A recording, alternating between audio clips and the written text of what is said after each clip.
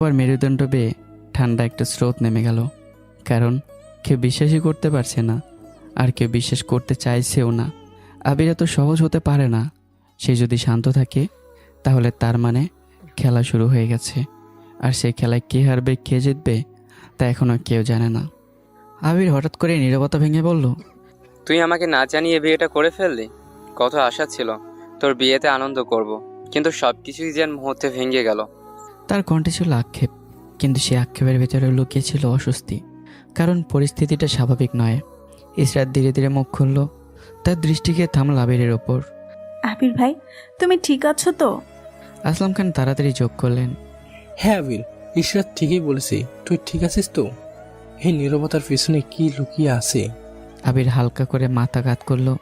তার ঠোঁটে সে একই মৃদু নিয়ন্ত্রিত হাসি। ছোট বাবা, তোমরা এমন প্রশ্ন করছো কেন? আমি সব জানি। মানুষ তো সময়ের সাথে বদলাই, তাই না?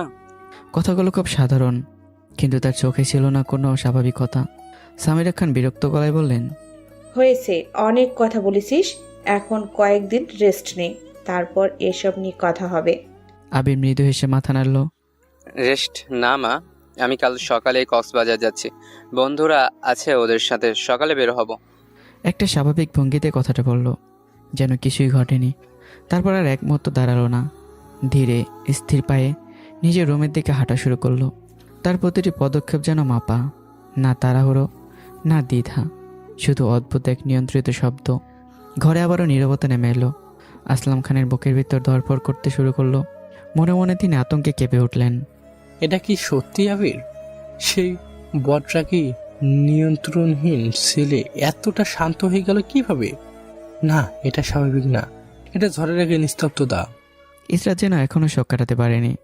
তার মাথার ভেতর ঘুরছে হাজারটা প্রশ্ন। এটা কি সত্যি আবির ভাই, নাকি এটা তার নতুন কোনো রূপ?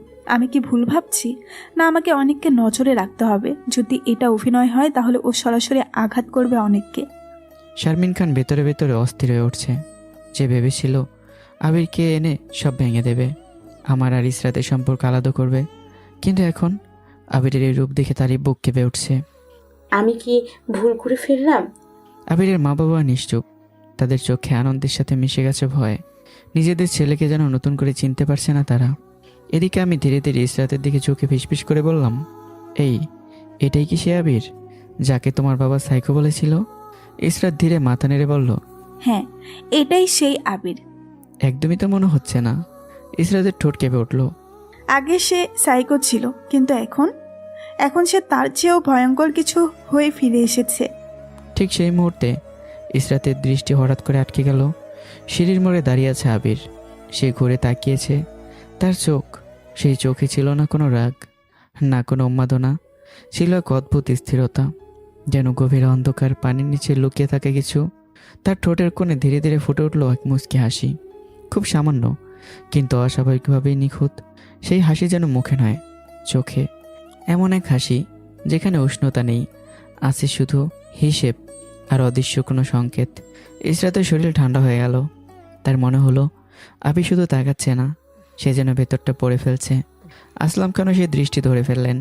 তার বুকের ভেতরটা হিম হয়ে গেল। ওই একই দৃষ্টিতে যেন স্পর্শ হয়ে উঠল, এই শান্ত ছেলেটা আগের থেকে বেশি বিপজ্জনক। সিঁড়ির মোড়ে দাঁড়িয়ে আবির আর ইসরাত যখন আসলাম খানের দিকে তাকালো, সেই দৃষ্টি ছিল নিঃশব্দ, কিন্তু ভেতরে লুকানো ছিল এক অশুভ ঝড়। তার চোখের গভীরে যেন জমাট বাঁধা অন্ধকার, আর সেই অন্ধকারের আড়ালে জন্ম নিচ্ছে হিসেবে প্রতিশোধ। মনে মনে যেন সে ভিসভিস করে উঠল, মিস্টার আসলাম খান, মিস ইশরাত, তোমরা যতই চাল দাও, আমি তার আগেই পথ বদলাই। খেলা তোমরা শুরু করেছো ভেবে ভুল করছো। আমি অনেক আগেই শুরু করে দিয়েছি। আর ইশরাত, তুই শুধু আমার শুরু। আমার কেউ যদি তোর দিকে চোখ তুলে তাকাই, আমি তার চোখ তুলে ফেলি। আর এই অনেকের বাচ্চা তোর শরীর স্পর্শ করেছে, তাকে আমি টুকরো টুকরো করে মাটিতে নিচে পুঁতে ফেলবো। তবে তোর শাস্তি হবে ভয়ঙ্কর শাস্তি। তার ঠোঁটে সে মুচকি হাসি আরও গাঢ় হলো, শীতল, ধীর আর স্বাভাবিকভাবে স্থির। ইসরাতের দিকে তাকিয়ে তার দৃষ্টি আরও তীক্ষ্ণ হয়ে উঠল। তুই আমার, শুধু আমার। আমার জিনিসের অন্য কারো ছোঁয়া আমি মেনে নেই না। কিন্তু সেই ভয়ঙ্কর ভাবনাগুলো তার মুখে ফুটে উঠল না। সে ছিল সম্পূর্ণ নীরব, শুধু তার চোখ আর সেই মৃদু হাসি, যা দেখলে মনে হয় বিপদ খুবই কাছে। এদিকে আমি ঘরের ভিতর দাঁড়িয়ে হঠাৎই কেঁপে উঠলাম। ইসরাত, ওই আবিরের চোখটা আমার দিকে এমনভাবে তাকাচ্ছে, মনে হচ্ছে যেন কোনো ভয়ঙ্কর হুমকি দিচ্ছে। ইসরাত চমকে উঠল, তার বুক ধরপড় করতে লাগলো। তুমি তুমি কিভাবে বুঝতে পারলে? আমি কিছুক্ষণ চুপ করে রইলাম। আমার চোখে ক্ষণিকের জন্য অন্যরকম এক ছায়া ভেসে উঠল, কারণ আমি নিজেও মুখোশের আড়ালের চেহারা চিনতে শিখে গেছি। কিন্তু আমি কিছু প্রকাশ করলাম না, শুধু বললাম, এমনই মনে হলো। ইসরাত তাড়াতাড়ি ফিসফিস করে বলল, তুমি আবির ভাইয়ের থেকে দূরে থাকবে, সে খুব ডেঞ্জারাস। আমি ভেতরে ভেতরে হেসে মনে মনে বলে উঠলাম, ডেঞ্জারাস হয়তো, কিন্তু তোমার অভিনয়ের চেয়ে বেশি না। ওইদিকে আমি নিজের রুমে ঢুকতেই দরজা বন্ধ হওয়ার আগেই শারমিন খান ভেতরে প্রবেশ করলেন। তার কণ্ঠে চাপা উত্তেজনা। আবির, তোকে আমি এত কষ্ট করে দেশে এনেছি কেন, সেটা কি তুই ভুলে গেছিস? আবির ধীরে ধীরে ঘুরে তাকালো, তার চোখে আবার সেই অদ্ভুত স্থিরতা। ছোট মা, তুমি এত চিন্তা করছো কেন? আমি আমার গুটি অনেক আগেই চাল দিয়ে দিয়েছি, এখন শুধু সময়ের অপেক্ষা। শারমিন খান বিরক্ত হয়ে বললেন, তাহলে তুই এত শান্ত কেন? আর ইশরাত কিন্তু এখন গর্ভবতী। কথাটা শুনে আবির কয়েক সেকেন্ড চুপ রইল, তারপর ধীরে ধীরে খুব নিচু স্বরে বলল, ছোট মা, আমার ভিতরের আগুনটা যদি তুমি দেখতে তাহলে সহ্য করতে পারতে না।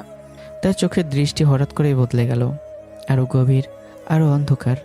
আর ইশরাত গর্ভবতী কেন সেটা তো তুমি ভালো করেই জানো। তার কণ্ঠে এবার অদ্ভুত এক নিশ্চয়তা, যেন সবকিছু তার নিয়ন্ত্রণে। আর একটু অপেক্ষা করো, আমি কাল কক্সবাজার যাচ্ছি, ফিরতে একটু সময় লাগবে। সে জানালার দিকে তাকাচ্ছে, দূরের অন্ধকারের দৃষ্টি স্থির করে বলল, এই সময়ের মধ্যে সবকিছু হয়ে যাবে।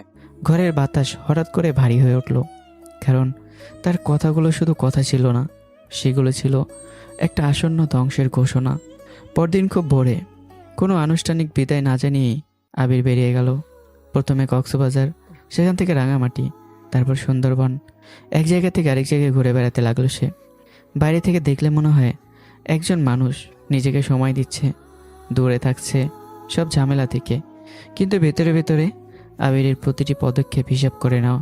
সে জানে আমি যত দূরে থাকবো ততই নির্দোষ প্রমাণ হবে, ওদের সম্পর্ক ভাঙবে, আর কেউ বুঝতে পারবে না এটা আবিরের খেলা। তার ঠোঁটে সেই পরিস্থিতি মুচকি হাসি, নীরব কিন্তু ভয়ঙ্কর। দিন গড়িয়ে যায়, সময়ের সাথে সাথে ইসরাতের প্রসবের দিনও ঘনিয়ে আসে। হাসপাতালের করিডোরে দাঁড়িয়ে আছি আমি, মাথার ভেতরে চাপা উত্তেজনা, উদ্বেগ, সব কিছু মিলেমিশে এক অদ্ভুত অস্থিরতা। ঠিক তখনই আমার মোবাইল আবারও সে অচেনা নাম্বার থেকে আরেকটি ভিডিও আসে।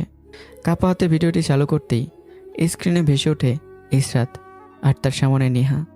ইসরাতের কণ্ঠ ঠান্ডা, নির্দয়। যদি বাচ্চাটাকে এতিমখানায় দিতে না পারি তাহলে উপরে পাঠিয়ে দেব।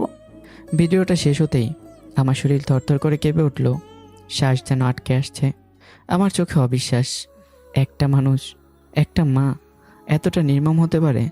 আমি তড়িঘড়ি করে সে নাম্বারে ফোন দিলাম, কিন্তু কল কেটে দেওয়া হলো। এরপরে একটি মেসেজ, নিজে বাঁচতে চাইলে কিংবা সন্তানকে বাঁচাতে চাইলে বাচ্চা হওয়ার সাথে সাথে বাচ্চা শহর ছেড়ে চলে যাও, না হলে আজ বাচ্চাকে মেরে কাল তার দায় তোমার ঘাড়ে চাপিয়ে দেওয়া হবে। মেসেজটা পড়ে আমার হাত ঠান্ডা হয়ে গেল, শরীরের লোম একদম খাড়া হয়ে গেল। আমি একেবারে একা, শ্বশুর দেশের বাইরে, শাশুড়ির সাথে সম্পর্ক এমনিতেই খারাপ। এখন আমি কি করব? ঠিক তখনই ডক্টর বেরিয়ে এলেন। মিস্টার অনিক, অভিনন্দন, আপনার একটা কন্যা সন্তান হয়েছে, তবে আপনার স্ত্রী এখনো জ্ঞান ফেরেনি। এক মুহূর্তের জন্য সব ভুলে গিয়ে আমি মাথা নিচু করে আল্লাহর কাছে শুকরিয়া আদায় করলাম। তারপর দ্রুত সব ফর্মালিটি শেষ করে কেবিনের দিকে এগোলাম। দরজা খুলতে আমি চমকে গেলাম। ইসরাত অচেতন অবস্থায় শুয়ে আছে, আর তার পাশ থেকে একজন মুখোশ পরা মহিলা সদ্য জন্মানো শিশুটিকে নিয়ে বের হয়ে যাচ্ছে। 1 সেকেন্ড, 2 সেকেন্ড, তারপরে আমার ভেতরে সব কিছু বিস্ফোরিত হয়ে উঠল। আমি দৌড়ে গিয়ে মহিলাটাকে আঘাত করলাম। মহিলাটি মাটিতে লুটিয়ে পড়ল। কোনো কিছু না ভেবেই, কোনো দিকে না তাকিয়েই নিজের মেয়েকে বুকে জড়িয়ে নিয়ে আমি হাসপাতাল থেকে বেরিয়ে এলাম। কয়েক ঘন্টা পর ইসরাতের জ্ঞান ফিরল। চোখ খুলতে দেখে তার পাশে বসে আছে তার মা শারমিন খান, তার মাথায় ব্যান্ডেজ। ইসরাত কাঁপা গলায় বলল, মা, তোমার মাথায় কি হয়েছে? শারমিন খান গম্ভীর স্বরে বললেন, ওসব বাঁধে, এই যে ওষুধগুলো অনেক কি তোকে নিয়ম করে খাওয়াতো? ইসরাত মাথা নাড়ল। হ্যাঁ মা, সে নিজের হাতে খাওয়াতো, কিন্তু কেন? শারমিন খানের চোখ কঠিন হয়ে উঠল। কারণ এই ওষুধগুলো তোর প্রেসক্রিপশনে ছিল না, ডাক্তার বলেছে এই ওষুধ খেলে বাচ্চা পেটের ভিতরেই মারা যায়। এক মুহূর্তে ইসরাতের দুনিয়া ভেঙে পড়ল। সে হঠাৎ চিৎকার করে উঠল। আমার সন্তান, আমার বাচ্চা কোথায় মা? কিন্তু সে তার বাচ্চা আশেপাশে কোথাও দেখে না। শারমিন খান ধীরে কিন্তু বিষ মেশানো কণ্ঠে বললেন, তো ডেলিভারির খবর পেয়ে আমি হাসপাতালে আসি, দেখি অনেক দাঁড়িয়ে কারোর সাথে কথা বলছে বাচ্চাটাকে ওষুধ দিয়ে ধীরে ধীরে পেটের মধ্যে মেরে ফেলছি। সব হিসাব মিটে গেল, আমার প্রতিশোধ নেওয়া শেষ। আমি সব শুনে ফেলি, আর তখনই সে আমাকে আঘাত করে পালিয়ে যায়। তিনি থামলেন, তারপর আবারও বললেন, আমি তোর বাসা থেকে সব ওষুধ এনে ডাক্তার দিয়ে চেক করাই, সেখানে এই ওষুধ পাওয়া গেছে। ওষুধগুলো সে নিজেই এনেছে তোর বাচ্চাকে মেরে ফেলার জন্য। এই কথাগুলো যেন বজ্রপাতের মতো আঘাত করলো ইসরাতের উপর। তার চোখ বড় বড় হয়ে গেল, ঠোঁট কাঁপতে লাগলো। তারপর একটা তীব্র চিৎকার, আর সব কিছু অন্ধকার হয়ে গেল। ইসরাত আবারও অচেতন হয়ে পড়ল। এদিকে আমি সদ্য জন্ম নেওয়া কন্যাকে বুকে জড়িয়ে হেঁটেই চলেছি। হাসপাতাল থেকে অনেক দূরে চলে এসেছি। চারপাশে অচেনা রাস্তা, অচেনা মানুষ, কিন্তু আমার কাছে সবচেয়ে গুরুত্বপূর্ণ ছিল একটাই, আমার সন্তান। হঠাৎ করে কয়েকজন লোক সামনে এসে পথ আটকে দাঁড়ালো। একজন ঠান্ডা গলায় বলল, কোথায় যাচ্ছিস দাঁড়া, একটু পরে তোদের বাপ বেটে দুজনকে একেবারে উপরে পাঠিয়ে দেবো। কথাগুলো এতটাই স্বাভাবিক বলা যেন এটাই তাদের প্রতিদিনের কাজ। আমার শরীর কেঁপে উঠল, নিজের জন্য না, আমার বুকের সাথে জড়িয়ে থাকা ছোট্ট প্রাণটার জন্য। লোকগুলোর একজন ফোন বের করে কারোর সাথে কথা বলল। হ্যাঁ, বাপ বেটে দুজনকেই পেয়েছি, এখন কি শেষ করে দেবো? ওপাশ থেকে কে বলা হলো আমি শুনতে পেলাম না, কিন্তু লোকটা আবার বলল, ঠিক আছে, কিন্তু আমার কন্ট্রাক্টের 10 লাখ টাকা রেডি রাখবেন। এই কথা শুনে আমার গলা শুকিয়ে গেল। সব কিছু যেন স্পষ্ট হয়ে উঠল। এটা কোনো আকস্মিক ঘটনা না, সব কিছু পরিকল্পিত। লোকটা যখন এগিয়ে এসে আঘাত করতে যাবে, ঠিক তখনই আমি বললাম, ভাই, আমাকে কে মারতে পাঠিয়েছে সেটা আমি জানি, কিন্তু একটা কথা বলবেন, আমাদের মারার জন্য কত টাকা দেওয়া হয়েছে? লোকগুলোর মধ্যে একজন একটু হেসে বলল, অনেক টাকা, 10 লাখ। আমি এক মুহূর্ত দেরি না করে বললাম, আমি আপনাদের 20 লাখ টাকা দেব, আমাদের মারবেন না। আমি এই শহর ছেড়ে চলে যাব। আপনারা আপনার মালিককে বলবেন আমাদের মেরে ফেলেছেন, তাহলে তার থেকেও 10 লক্ষ টাকা পাবেন। কথাগুলো শুনে লোকগুলো একে অপরের দিকে তাকালো, চোখে লোভের ঝিলিক স্পষ্ট। একজন সন্দেহের গলায় বলল, সত্যি বলছিস তো? পরে পোল্টি মারবে না তো? আমাকে ব্যাংকে নিয়ে চলুন, আমি এক্ষুনি টাকা তুলে আপনাদের দিয়ে দেব। অন্যদিকে হাসপাতালের কেবিনে ধীরে ধীরে জ্ঞান ফিরল ইসরাতের। চোখ খুলেই তার বুক ধরফর করতে লাগলো। মা, অনেক যে এটা করতে পারে আমি বিশ্বাস করব কিভাবে?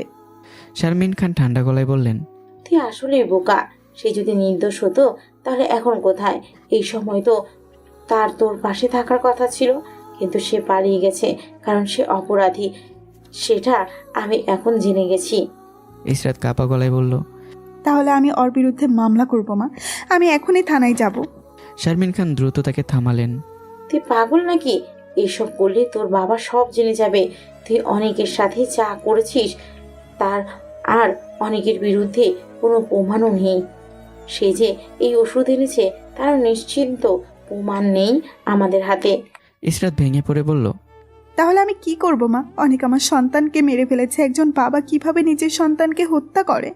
শারমিন খান ধীরে বললেন, এখন এসব ভাবিস না, তুই আগে সুস্থ হ, তারপর তোর বাবার ব্যবসা জয়েন করবি। এরপর কি করতে হবে আমি তোকে বলবো। ইসরাত নিঃশব্দে চোখ বন্ধ করলো, কিন্তু তার ভেতরে ঝড় থামলো না। এদিকে আমি ব্যাংকে থেকে টাকা তুলে লোকগুলোর হাতে দিয়ে দিয়েছি। সব কিছু শেষ করে আমি দ্রুত একটা গাড়িতে উঠে বসলাম। গন্তব্য চট্টগ্রাম। এই শহর, এই স্মৃতি, সব কিছু ছেড়ে পালিয়ে যাওয়া ছাড়া আমার আর কোনো পথ নেই। গাড়ির সিটে বসে আমি আমার মেয়ের দিকে তাকালাম। গাড়ির সিটে বসে আমার ছোট্ট কন্যার দিকে তাকালাম। ছোট্ট নরম নিঃশ্বাস নিচ্ছে ধীরে ধীরে। কোনো কান্না নেই, কোনো অস্থিরতা নেই। মনে হলো সে যেন জানে সে তার বাবার কাছে আছে, নিরাপদে। আমি অনলাইন থেকে বাচ্চাদের কী দুধ খাওয়ানো হয় তা দেখে নেই, তারপর কিনি। ফিরারে ভরে তাকে খাওয়াতে লাগলাম। হাত কাঁপছিল, তবুও যত্নে কোনো কমতি ছিল না। আমার চোখ ভিজে উঠল। আমি জানি না সামনে কি আছে, কিন্তু তোর জন্য আমি বাঁচব। যাই হোক, তোকে আমি বাঁচাবো। আমি ধীরে ধীরে শহর ছেড়ে দূরে এগিয়ে যেতে লাগলাম। আর আমাদের পেছনে পড়ে রইল একটা অন্ধকার ষড়যন্ত্র, যার শুরু হয়েছে মাত্র।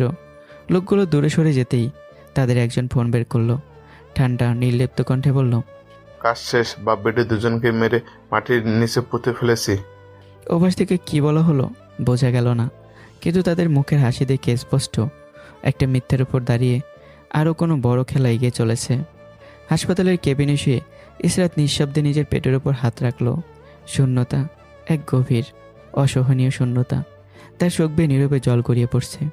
মনে মনে বলতে লাগলো, কত স্বপ্ন ছিল আমার সন্তানকে নিয়ে, অনেককে নিয়ে, একটা ছোট্ট সংসার যেখানে আমরা তিনজন একসাথে থাকবো, কিন্তু অনেক তুমি সব শেষ করে দিলে। কথাগুলো উচ্চারণ করার মতো শক্তি নেই তার, শুধু নিঃশব্দে কান্না। দরজার আড়াল থেকে সবকিছু দেখছিলেন আসলাম খান। মাত্রই দেশে ফিরেছেন। এই মেয়ের অবস্থার খবর পেয়ে কাজ পেলে ছুটে এসেছেন। মেয়ের কান্না আর তার ভেঙে পড়া অবস্থা সবকিছু দেখে তার বুকটা হাহাকার করে উঠল।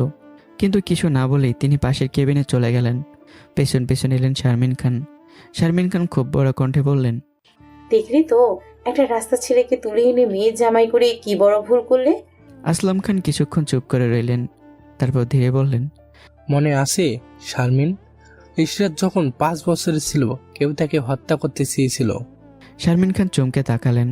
হ্যাঁ মনে আছে, একজন মহিলা তাকে বাঁচিয়েছিল, বলেছিল সে অপরাধীদের চিনতে পারবে, কিন্তু হঠাৎ এসব কথা কেন উঠছে। আসলাম খান গম্ভীর হয়ে উঠলেন। তার পরের দিন সেই মহিলাকেও হত্যা করা হলো। ঘরের বাতাস ভারী হয়ে উঠল।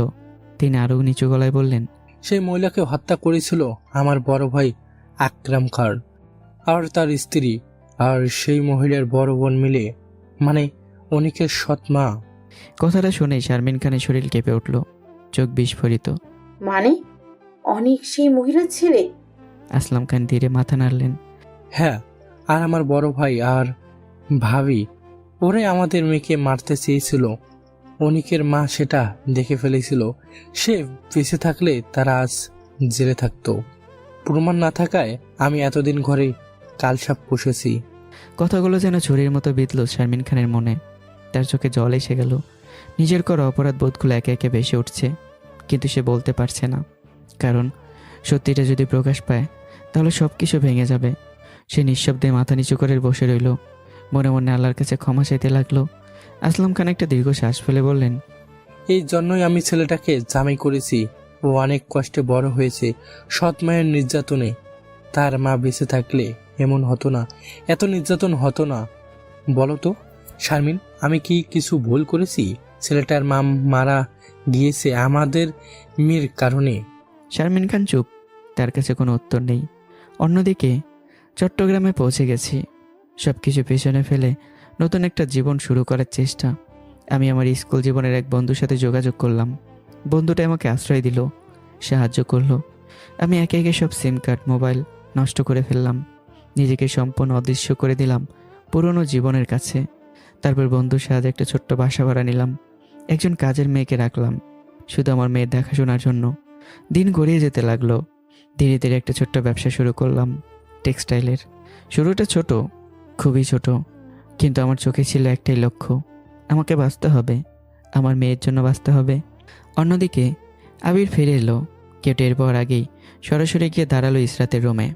দরজার কাছে দাঁড়িয়ে কিছুক্ষণ চুপচাপ তাকিয়ে রইল, তারপর ঠান্ডা গলায় বলল, তুই এমন একটা জঘন্য ছেলেকে কিভাবে পছন্দ করলি ইশরাত? ইসরাত কোনো উত্তর দিল না। সে নিঃশব্দে বসে রইল, চোখ নিচু, ঠোঁটও কাঁপছে। আবির আবার বলল, আমি ওই ভিখারির বাচ্চাকে ছাড়বো না, সামনে পেলে শেষ করে দেব। এবার ইসরাত ধীরে মুখ তুলল, চোখে ক্লান্তি, কিন্তু ভেতরে জমে থাকা আগুন। তোমার কিচ্ছু করতে হবে না আবির ভাই, তুমি শুধু অনেককে আমার সামনে এনে দাও। আমি শুধু একটা প্রশ্ন করব, একজন বাবা হয়ে নিজের সন্তানকে সে কিভাবে হত্যা করলো?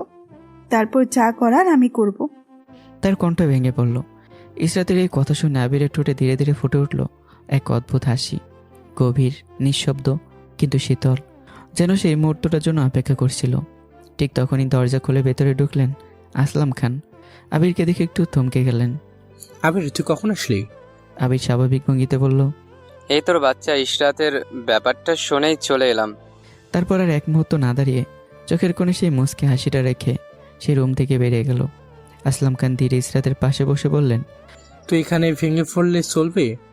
আমার কি আর কোনো সন্তান আছে? তুই তোর সন্তান হারিয়ে এমন হয়ে গিয়েছি। আমি তো ভয় পাচ্ছি, আমি যেন তোকে না হারাই। কথাগুলো শুনে ইসরাত চমকে উঠল। তার চোখ আবার ভিজে উঠল। কি করব বাবা, আমি তো আমার সন্তানের মুখটাও দেখতে পারলাম না। 10 মাস ধরে বুকে নিয়ে রেখেছিলাম, আর সে দুনিয়ার আলো দেখার আগেই। কথা শেষ করতেই পারল না, হঠাৎ করে কান্নায় ভেঙে পড়ল।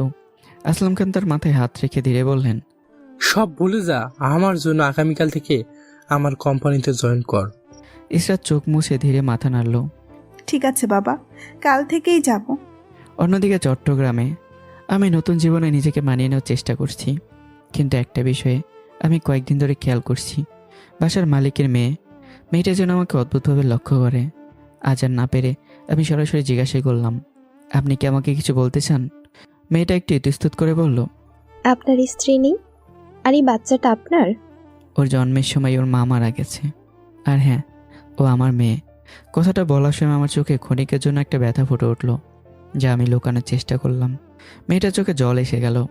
সে ধীরে এসে বাচ্চাটাকে কোলে তুলে নিল। আমার নাম মিহি, আমি এই বাসার মালিকের মেয়ে। মেয়েটা স্নেহ করে শিশুটিকে আদর করতে করতে জিজ্ঞাসা করলো, নাম কি ওর? সায়রা তাবাসসুম তিথি। মিহি মৃদু হেসে বলল। খুব সুন্দর নাম। অন্যদিকে আবির ধীরে ধীরে শারমিন খানের রুমে ঢুকলো। তার চোখে সেই চেনা ঠান্ডা দৃষ্টি। ছোট মা, দেখতে তো কিভাবে সব সমস্যা শেষ হয়ে গেল। শুধু শেষ না, সমস্যা একেবারে পৃথিবী থেকেই বিদায়। কথাটা শুনে শারমিন খান কেঁপে উঠলেন। তার চোখ বড় বড় হয়ে গেল। তার মানে তুই অনেক আর ওই বাচ্চাটাকে? কথাটা শেষ করতেই পারলেন না।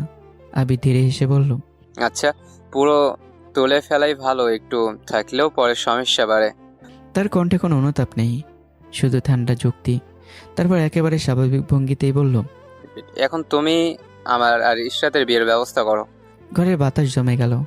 শারমিন খান নিঃশব্দে তাকিয়ে রইলেন।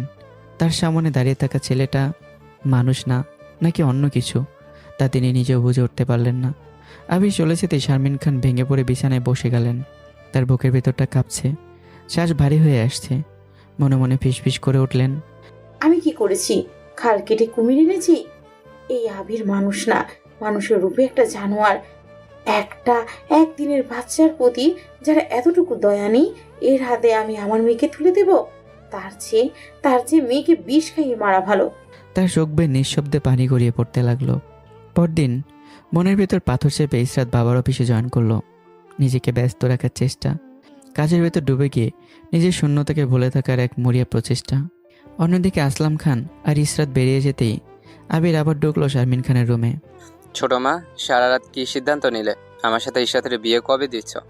শারমিন খান ক্লান্ত ভাঙা গলায় বললেন, আমি কিছু করতে পারবো না। এক মুহূর্তে আবিরের চোখ মুখ বদলে গেল। রক্তলাল দৃষ্টি।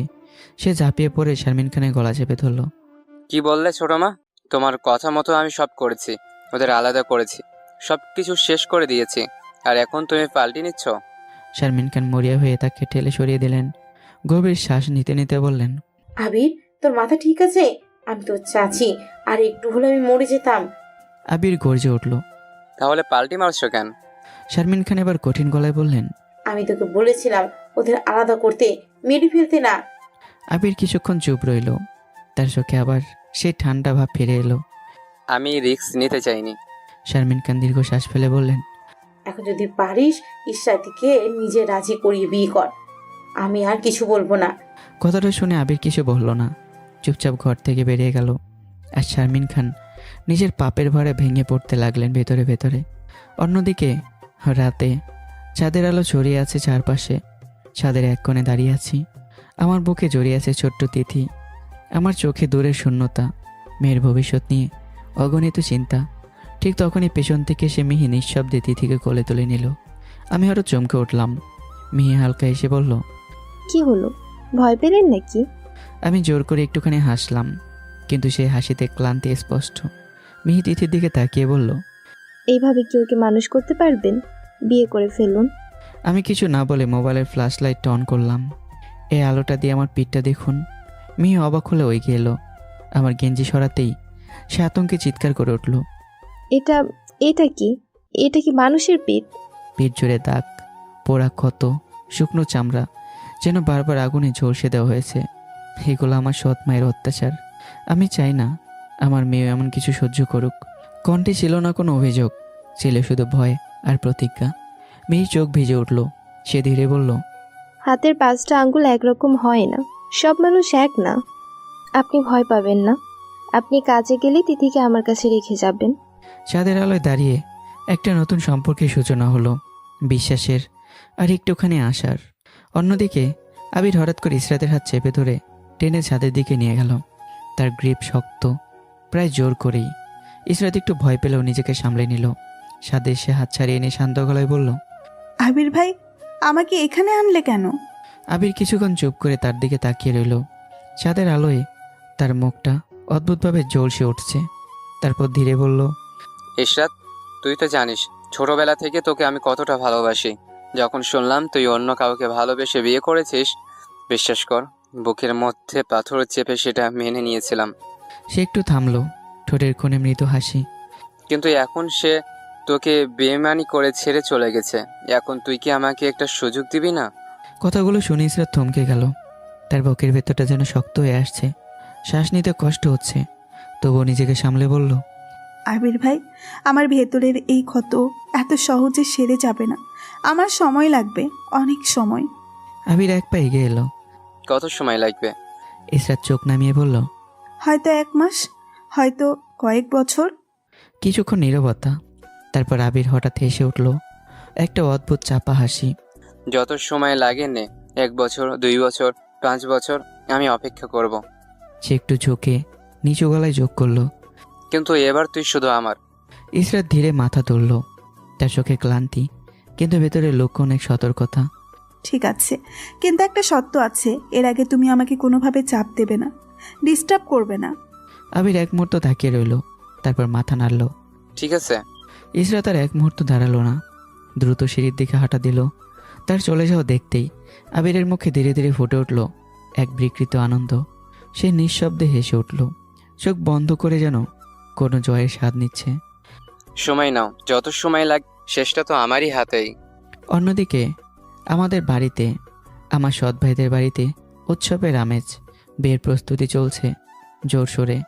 আলো, সাজসজ্জা, অতিথিদের আনাকোনা, সব মিলে বাড়ি ভরে উঠেছে কোলাহলে।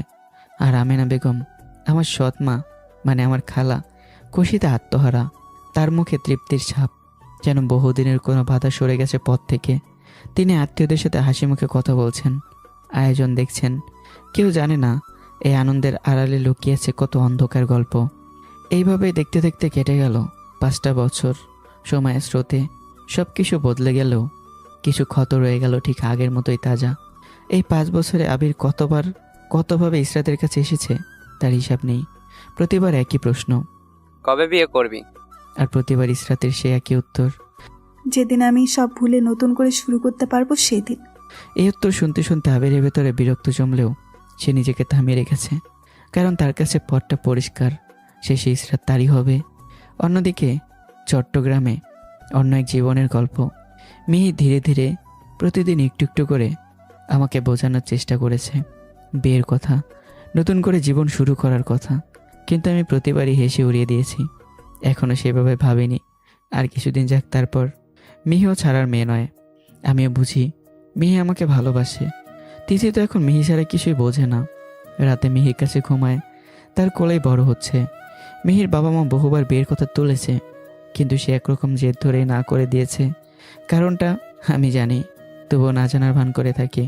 এই 5 বছরে আমি বদলে গেছি। আমার ছোট্ট ব্যবসা অনেক বড় হয়েছে এখন। তিথি টেক্সটাইল কোম্পানি এখন একটা পরিচিত নাম। সম্প্রতি কোরিয়ার একটা বড় কোম্পানি শীতকালীন পোশাকের বিশাল অর্ডার দিয়েছে, মোট 1000 কোটি টাকার কাজ। এর মধ্যে 100 কোটি টাকার অর্ডার পেয়েছে তিথি টেক্সটাইল। এই কাজের জন্য আমাকে যেতে হলো কোরিয়ান কোম্পানির বাংলাদেশ অফিসে, যেখানে গিয়ে ডিল সাইন করলাম আমি। অন্য বড় কোম্পানিগুলোও তাদের অংশের অর্ডার পেল। সব কিছু শেষ হয়ে যাওয়ার পর কোরিয়ান কোম্পানির সিইও মাইক্রোফোন হাতে নিয়ে বললেন, আপনাদের সবাইকে আন্তরিক শুভেচ্ছা। আমরা মোট 6টি কোম্পানিকে এই প্রজেক্টে যুক্ত করেছি। এই প্রজেক্ট চলাকালীন সব কোম্পানির 6 জন প্রতিনিধি একসাথে আমাদের হেড অফিসে কাজ করবে। সবাই হাততালি দিল। আমার চোখে একরাশ তৃপ্তি। কিন্তু পরের কথাটাই সব কিছু যেন বদলে দিল। সিইও আবার বললেন, এই প্রজেক্টের নেতৃত্ব দিবে খান টেক্সটাইল কোম্পানির সিইও মিস ইসরাত খান। মুহূর্তে আমি স্থির হয়ে গেলাম। আমার বুকের ভিতর যেন হঠাৎ কেউ জোরে আঘাত করলো। শরীর কাঁপতে লাগলো। শ্বাস ভারী হয়ে উঠল। ইসরাত। আমি ধীরে মাথা তুললাম, আর ঠিক তখনই সামনে দাঁড়ালো ইসরাত। দুজনের চোখে চোখ পড়ল। সময়ের 5 বছর যেন এক মুহূর্তেই গলে গেল। সব পুরনো স্মৃতি, কষ্ট, ভালোবাসা একসাথেই ফিরে এলো। ইসরাত স্থির হয়ে গেল, তার চোখ বড় হয়ে উঠল, অবিশ্বাস, বিস্ময়ে, আর কোথাও যেন গভীর চেনা একটা টান। ঠোঁট কেঁপে উঠল, কিন্তু কোনো শব্দ বের হলো না। তার দৃষ্টি ধীরে ধীরে আমার মুখ থেকে নেমে এলো, চোখ, ঠোঁট, তারপর থেমে গেল আমার বুকের ওপর, যেন যাচাই করছে আমি কি সত্যি সে, নাকি সে ভুল দেখছে। তার চোখে জল চিকচিক করে উঠল, কিন্তু সে তা আটকে রাখলো। একটা দীর্ঘ ভারী নিঃশ্বাস। রাগে ঘৃণায় ইসরাতের শরীর কাঁপছে। কোরিয়ান কোম্পানির সিইও শেষবারের মতো বললেন, আপনাদের প্রত্যেকের জন্য আলাদা কেবিন রেডি আছে। ডিজাইন, কোয়ালিটি বা অন্য যে কোনো বিষয়ে মিস ইসরাত খানের সাথে সমন্বয় করবেন। মিটিং শেষ, সবাই এক এক করে উঠে গেল, কিন্তু ইসরাত সোজা হাঁটতে হাঁটতে ঢুকে পড়ল আমার কেবিনে। দরজা বন্ধ হওয়ার শব্দটাই যেন ভেতরের উত্তেজনাকে আরও ঘন করে দিল। সে কোনো কথা না বলেই ঝাঁপিয়ে পড়ে আমার কলার চেপে ধরল। অমানুষ, তোকে আমি এতদিন ধরে খুঁজছি। এই কন্ট্রাক্ট শেষ হবার পর তোর জীবনের হিসাব আমি নিজে নেব। তার চোখে আগুন, কণ্ঠ কাঁপছে। 5 বছরে জমে থাকা ঘৃণা একসাথে বেরিয়ে আসছে। আমি ঠান্ডা চোখে তাকিয়ে রইলাম। তারপর হঠাৎ বুকের সামনে হাত রেখে একটা জোরে ধাক্কা দিয়ে ইসরাতকে সরিয়ে দিলাম। দূরে দাঁড়িয়ে কথা বলো, কাল না কিনি আগে ভয় পেতাম, এখন না।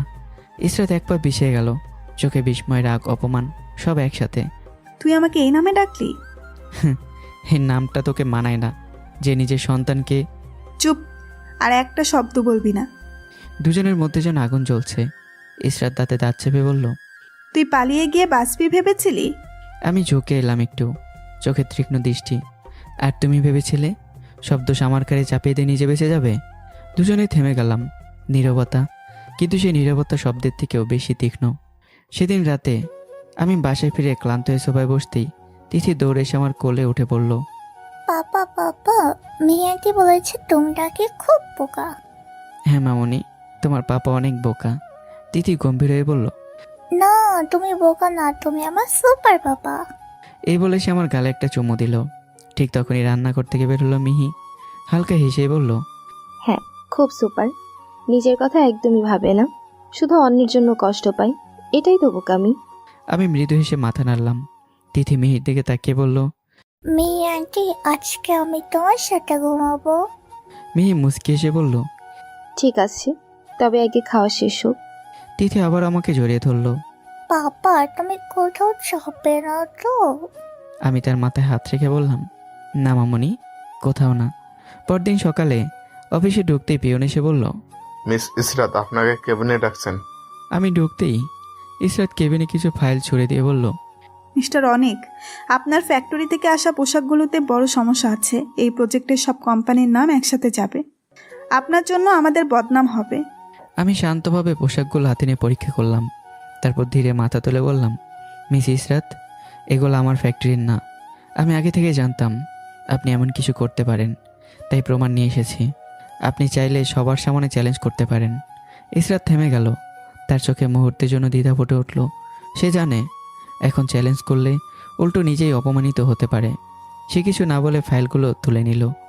এরপরের কয়েকদিন ইসরাত চেষ্টা চালিয়ে গেল আমাকে কোনোভাবে ফাঁসানোর, দুর্বল প্রমাণ করার। কিন্তু প্রতিবারই আমি এক ধাপ এগিয়ে। একদিন অফিসে একজন স্মার্ট স্টাইলিশ মেয়ে এসে আমার পাশে দাঁড়ালো। সে হেসেই বলল, মিস্টার অনিক, আপনার কাজগুলো আমি দেখে ইমপ্রেসিভ। আমরা কি একসাথে কফি খেতে পারি? সরি, আমি একটু ব্যস্ত। মেয়েটা হালকা ঝুঁকেই বলল, ব্যস্ততা তো কমানো যায় যদি ইচ্ছা থাকে। এই পুরো দৃশ্যটা দূর থেকে দেখছিল ইসরাত।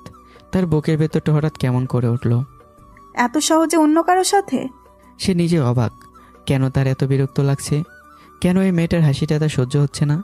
সে চোখ ফিরিয়ে নিল, নিজেকে শক্ত করার চেষ্টা করলো। অন্যদিকে বাসায় অন্যরকম এক পরিবেশ। মেয়ে সকাল থেকে ব্যস্ত, রান্নাঘর ভরে গেছে আমার পছন্দের খাবারের গন্ধে। জীবনে যেন অদ্ভুত এক সমঝোতায় দাঁড়িয়ে আছে। নামে স্বামী স্ত্রী, কিন্তু বাস্তবে দূরত্ব। মিহির বাবা মা মারা যাওয়ার আগে শেষ ইচ্ছে ছিল আমি যেন তাকে বিয়ে করে নেই। সেই দায়িত্ব, সেই মানবিকতার জায়গা থেকে বিয়েটা হয়েছিল। কিন্তু বিয়ের আগেই আমি সব কিছু খুলে বলেছিলাম। ইসরাত, অতীত, ভাঙা বিশ্বাস, সব কিছু। আমি হয়তো কখনো তোমাকে স্ত্রীর মর্যাদা দিতে পারবো না। মিহি তখন শুধু মৃদু হেসে বলেছিল, আমি কিছু চাই না, পাশে থাকতে দিলেই হবে।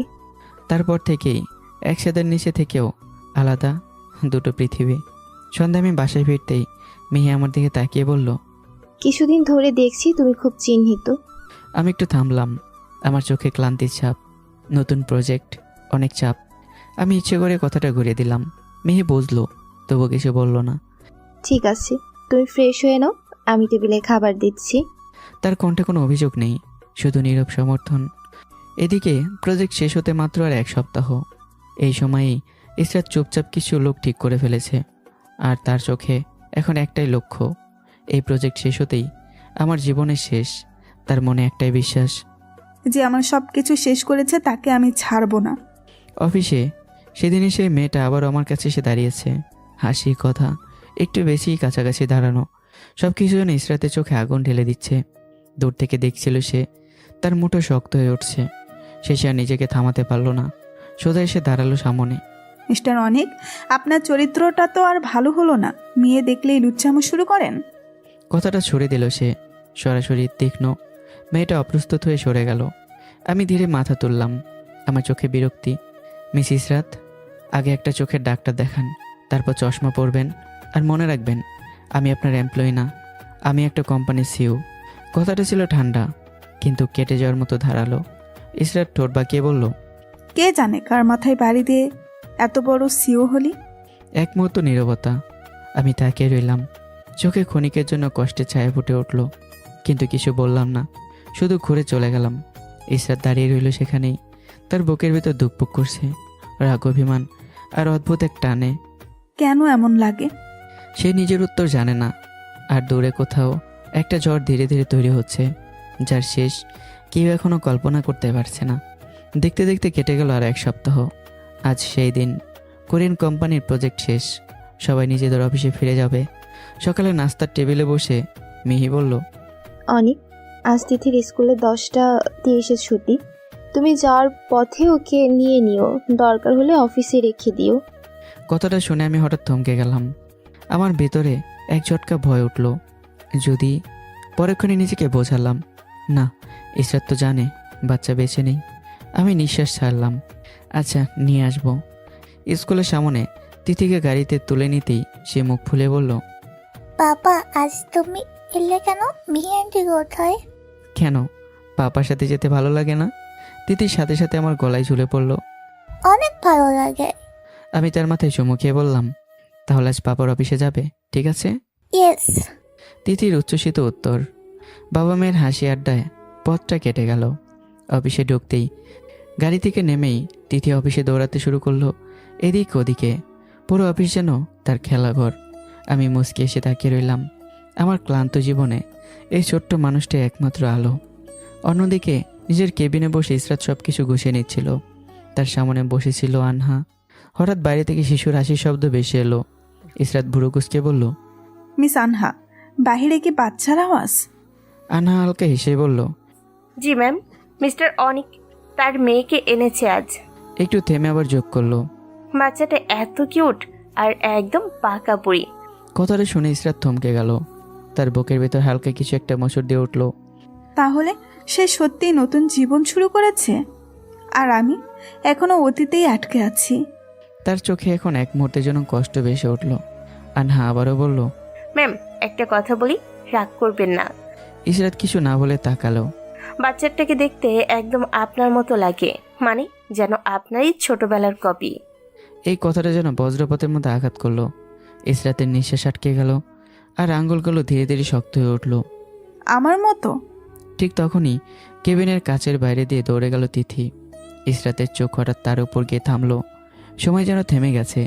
ছোট্ট মুখটা, চোখ, ঠোঁট, হাসি, সব কিছু একদম একদম তার নিজের ছোটবেলার মতো।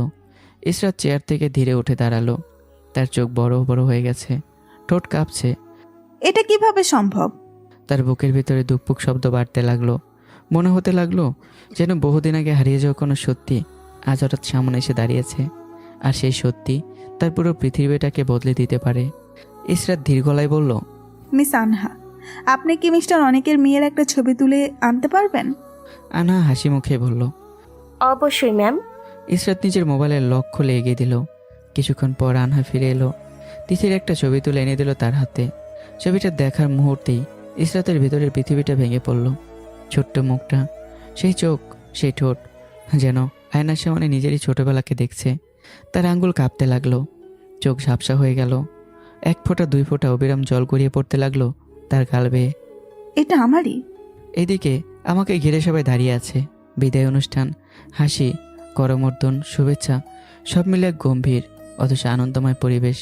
ঠিক তখনই সেই ভিড় চিরে চোখ মুখ লাল, অজর কান্নায় ভেঙে পড়ে ইসরাত এসে দাঁড়ালো।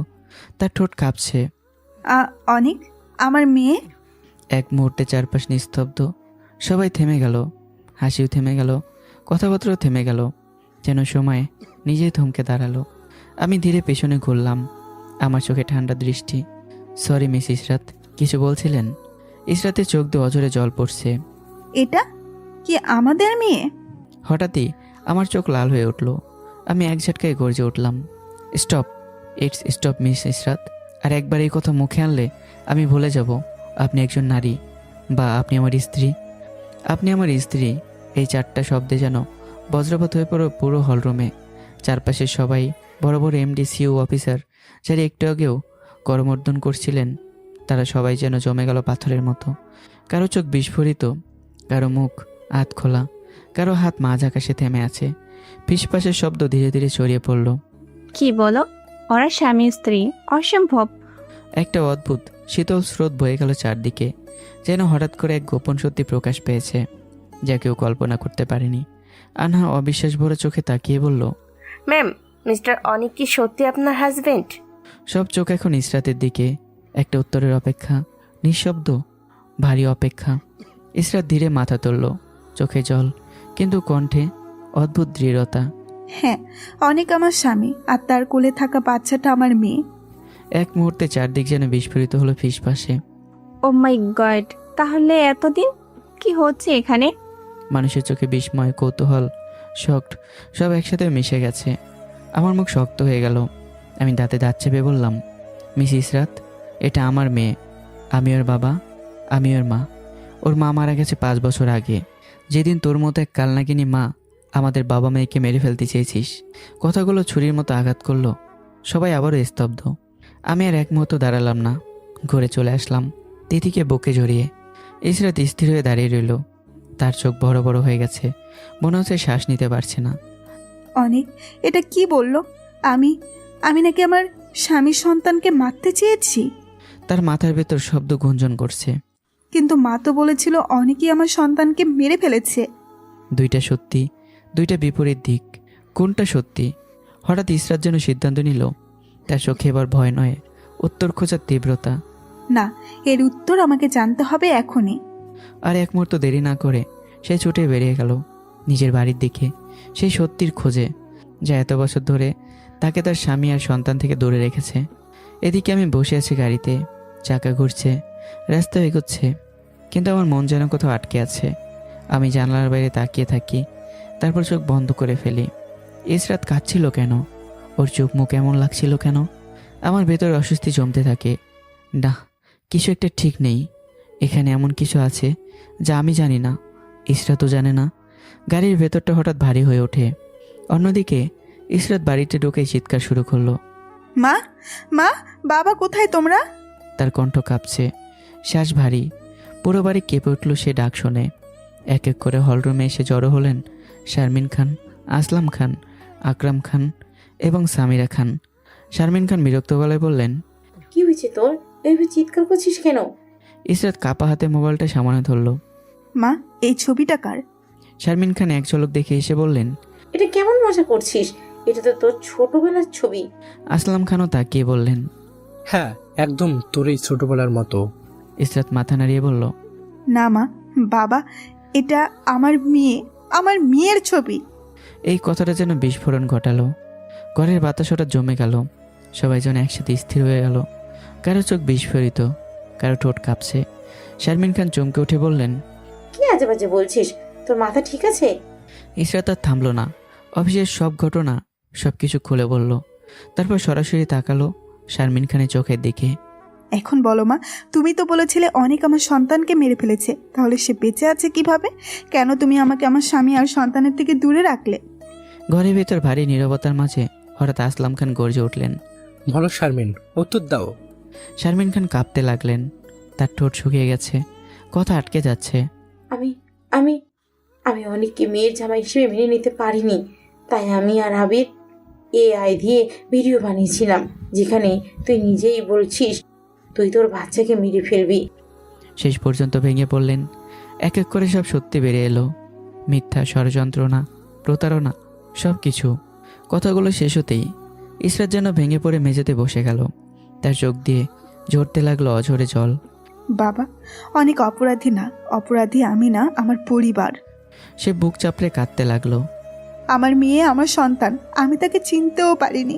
তার কণ্ঠ ভেঙে যাচ্ছে, চোখে পাগলামি ছাপ। আমি কি করে এত বড় ভুল করলাম? অন্যদিকে আমি এখনো গাড়িতে। হঠাৎ রাস্তার পাশে আমার চোখ আটকে গেল। একজন বৃদ্ধ, ছেঁড়া কাপড়, ক্লান্ত মুখ, হাত বাড়িয়ে ভিক্ষা করছে। আমার বুক ধুক করে উঠল। বাবা! আমি দ্রুত গাড়ি থেকে নেমে গেলাম, দৌড়ে গিয়ে সামনে দাঁড়ালাম। বাবা, তুমি এখানে? এই অবস্থায় কেন? বৃদ্ধ লোকটা ধীরে মাথা তুলল, চোখে বিস্ময়, তারপর অশ্রু। অনিক, তুই কেমন আছিস? তোকে অনেক খুঁজেছি আমি। এই অবস্থায় বাবাকে দেখে আমার চোখ ভিজে উঠল, টপ টপ করে জল পড়তে লাগলো। আমি বাবার হাত ধরলাম। বাবা, আর তোমাকে ভিক্ষা করতে হবে না, চলো আমার সাথে চলো, সব কিছু পরে জানবে। একদিকে এক মেয়ে ভেঙে পড়েছে নিজের ভুলের ভারে, অন্যদিকে এক ছেলে ফিরে পাচ্ছে তার হারিয়ে যাওয়া বাবাকে। আর সময় সব হিসাব মিলানোর জন্য ধীরে ধীরে এগিয়ে আসছে। গাড়ির ভেতর ভারী নীরবতা। আমি স্টিয়ারিং ধরে আছি, কিন্তু আমার দৃষ্টি বারবার সরে যাচ্ছে পাশে বসে আমার বাবার দিকে। কিছুক্ষণ পর আমি থেমে বললাম, বাবা, তোমার এই অবস্থা কেন? তুমি ভিক্ষা করছো কেন? বাবা একটা গম্ভীর নিঃশ্বাস ফেললেন, চোখে জমে থাকা ক্লান্তি আর যন্ত্রণা স্পষ্ট। আরেক, মনে আছে তোকে বলেছিলাম তোর সৎ মায়ের সাথে আমার পুরনো হিসাব আছে? হ্যাঁ, কিন্তু কখনো বলেননি সেটা কি। বাবা চোখ হঠাৎ কঠিন হয়ে উঠল, কণ্ঠ নিচু কিন্তু ভারী। তোর মা গাড়ি অ্যাক্সিডেন্টে মারা যায়নি, তোর মাকে খুন করা হয়েছে। এই একটা বাক্যে যেন আমার বুকটা চিরে ঢুকে গেল। হাত পা কেঁপে উঠল, চোখ লাল হয়ে গেল। কি বলছো বাবা? বাবা ধীরে বললেন, তোর মা একটা ছোট বাচ্চাকে বাঁচিয়েছিল, যাকে কিছু মানুষ মারতে চেয়েছিল, আর সে মানুষগুলোর সাথে তোর মায়ের নিজের বড় বোন, মানে তোর বর্তমান সৎ মা, মিলে ওকে হত্যা করে। আমার চোখ দিয়ে পানি গড়িয়ে পড়তে লাগলো।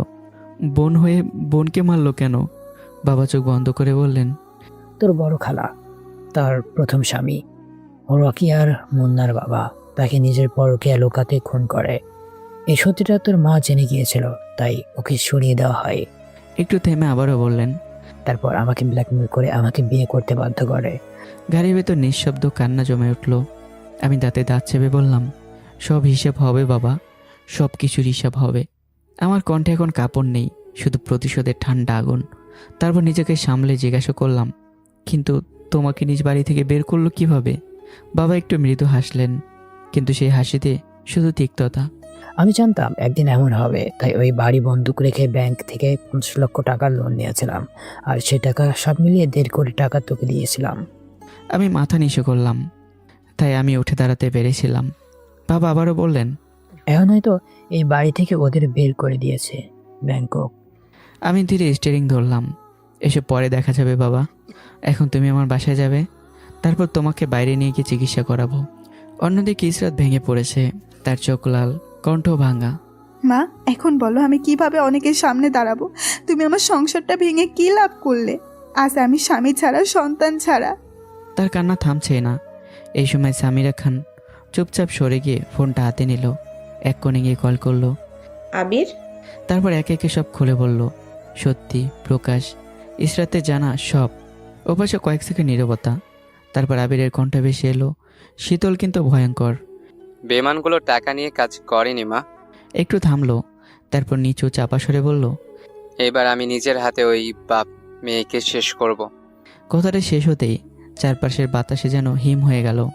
এদিকে আমি আমার বাবাকে হাসপাতালে ভর্তি করিয়ে সব প্রয়োজনীয় ব্যবস্থা করে বাসায় ফিরলাম। বাড়িতে ঢোকেই যেন আর নিজেকে ধরে রাখতে পারলাম না। তিথিকে বুকে জড়িয়ে সবাই বসে রইলাম, যেন ছোট্ট মানুষটাকে আঁকড়ে ধরে আমি বাঁচতে চাইছি। মিহি রান্নাঘর থেকে বেরিয়ে সে দৃশ্যটা দেখে থমকে গেল। কি হয়েছে? মন খারাপ? আমি কোনো উত্তর দিলাম না। হঠাৎ করে দাঁড়িয়ে মিহিকে শক্ত করে জড়িয়ে ধরলাম। এতদিনে এই প্রথমবার। মিহি বিস্ময়ে জমে গেল এক মুহূর্তে। তারপর ধীরে ধীরে সে আলিঙ্গন ফিরিয়ে দিল। তার চোখে জল এসে গেল। এতদিনের অপেক্ষা এক মুহূর্তে যেন স্পর্শ পেল। মিহি, ওরা যদি আমার তিথিকে আমার বুক থেকে ছিনিয়ে নেয়, তাহলে আমি কি নিয়ে বাঁচব? মিহির বুক কেঁপে উঠল। কি হয়েছে সব বলো আমাকে। আমি একে একে সব খুলে বললাম। ইসরাত, সত্যি প্রকাশ, অতীতের ষড়যন্ত্র আর এখনকার বিপদ। সব শুনে মিহির ভিতরে ভয় ঢুকে গেল। গভীর কিন্তু অজানা ভয়। কিন্তু সে ভয়কে চাপা দিয়ে সে আমার দিকে তাকালো। তার চোখে তখন এক অদ্ভুত দৃঢ়তা। আমি বেঁচে থাকতে তিথিকে কেউ ছুঁতেও পারবে না। নিতে হলে আমার লাশের উপর দিয়ে নিতে হবে। এই কথাগুলো শুনেই আমি নিঃশব্দে তাকিয়ে রইলাম তার দিকে। আমার মনে হলো এই মেয়েটা কোনো স্বার্থ ছাড়াই আমাকে আর আমার সন্তানকে এতটা ভালোবাসে। আমার ভেতরে কোথাও একটা নরম জায়গায় ভেঙে পড়তে শুরু করলো। অন্যদিকে ইসরাতের বাড়িতে ঝড়ের আগে নীরবতা যেন ভেঙে গেল। আবির এসে সোজা দাঁড়ালো ইসরাতের সামনে। তার চোখে অদ্ভুত আগুন। ইশরাত, তোর জন্য অনেক অপেক্ষা করেছি, এখন আর না। তুই আর এই বাড়ির বাইরে যাবি না। এই কথাটা শেষ হতেই ইসরাত যেন বদলে গেল। সে এক ঝটকা এগিয়ে গিয়ে আবিরের কলার চেপে ধরল। তার চোখ লাল, দৃষ্টি ভয়ঙ্কর। আবির ভাই, এতদিন তুমি একজন সাধারণ মেয়েকে দুর্বল ভেবেছ, তোমার সাইকো মেন্টালিটি দেখিয়েছ। আমি চুপ থেকেছি, কিন্তু এখন আমি আর সেই মেয়ে না। আমি এখন একটা মা। তার কণ্ঠে গর্জে উঠল। আমার সন্তানের জন্য তোকে হত্যা করতে দ্বিতীয়বার ভাববো না আমি। ঘরের বাতাস হঠাৎ জমে গেল। আবির থমকে গেল। তার চোখে প্রথমবারের মতো বিস্ময়। এই ইসরাত সে আগে কখনো দেখেনি। শারমিন খান, আসলাম খান, আকরাম খান, সামিরা খান সবাই স্তব্ধ হয়ে দাঁড়িয়ে আছে। কারো মুখে কথা নেই, কারো চোখে অবিশ্বাস। যেন তারা হঠাৎ করে এক অন্য মানুষকে দেখছে। একটা মেয়েকে নয়, একটা মাকে, যার চোখে ভয় নেই, শুধু আগুন। আবির কিছু বলতে যাবে, ঠিক তখনই আকরাম খান আর সামিরা খান ছুটে এসে তাকে টেনে ধরলো। চল চল এখান থেকে। তারা জোর করে আবিরকে নিজের রুমে নিয়ে যেতে লাগলো। আবির ছটফট করছে, চিৎকার করছে। ইশরাত, তুই ভাবিস আমি তোকে ছাড়বো? তোদের কাউকে আমি বাঁচতে দেব না। তার কণ্ঠে হুমকি, রাগ, উন্মাদনা। কিন্তু আজ সেই শব্দগুলো ইসরাতকে স্পর্শ করতেই পারল না। কারণ আজ সে শুধু ইসরাত না, আজ সে একজন মা। আর একজন মায়ের ভেতরে ভয় বলে কিচ্ছু থাকে না।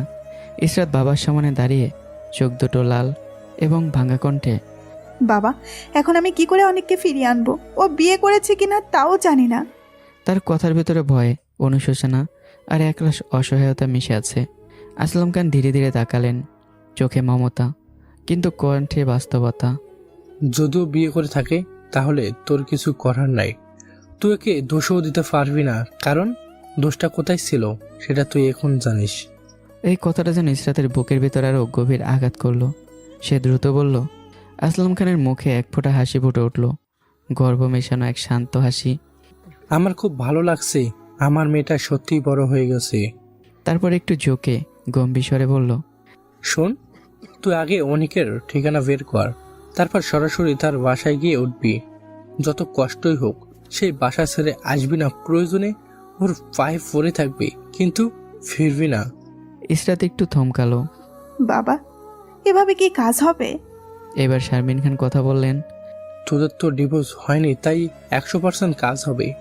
তার কণ্ঠে এবার আর কোনো অহংকার নেই, বরং নিজের ভুলের বোঝা। ইসরাত চুপ করে গেল।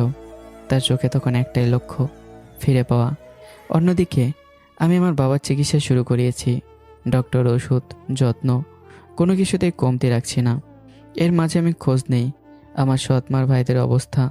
জানতে পারি ব্যাংক থেকে নোটিশ পেয়ে গেছে।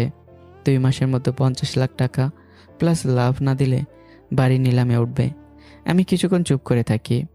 আমার চোখে ভেসে ওঠে শৈশব, মায়ের মুখ, সেই বাড়ির প্রতিটি কোণ। এই বাড়িতে আম্মুর স্মৃতি আছে। আমি মনে মনে ঠিক করি বাড়িটা নিলামে উঠলে আমি নিজেই কিনে নেব। কিন্তু আমি শুধু এতেই থামিনি।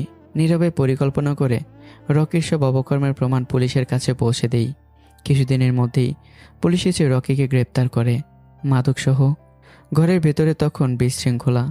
আলেয়া বেগম মাথায় হাত দিয়ে বসে পড়ে। আমাদের পরিবারে কারো বদ নজর পড়েছে। আমাদের পথে বসার সময় হয়ে গেছে। অন্যদিকে ইসরাত আমার ঠিকানা খুঁজে বের করার জন্য মরিয়া হয়ে উঠছে। শেষ পর্যন্ত তথ্য পায়, কিন্তু সরাসরি বাসার ঠিকানা নয়, শুধু অফিসের। সে ফিরে এসে বাবাকে বলে, বাবা, যদি এর মধ্যে আবির ওদের খুঁজে পেয়ে যায়, কিছু করে ফেলে?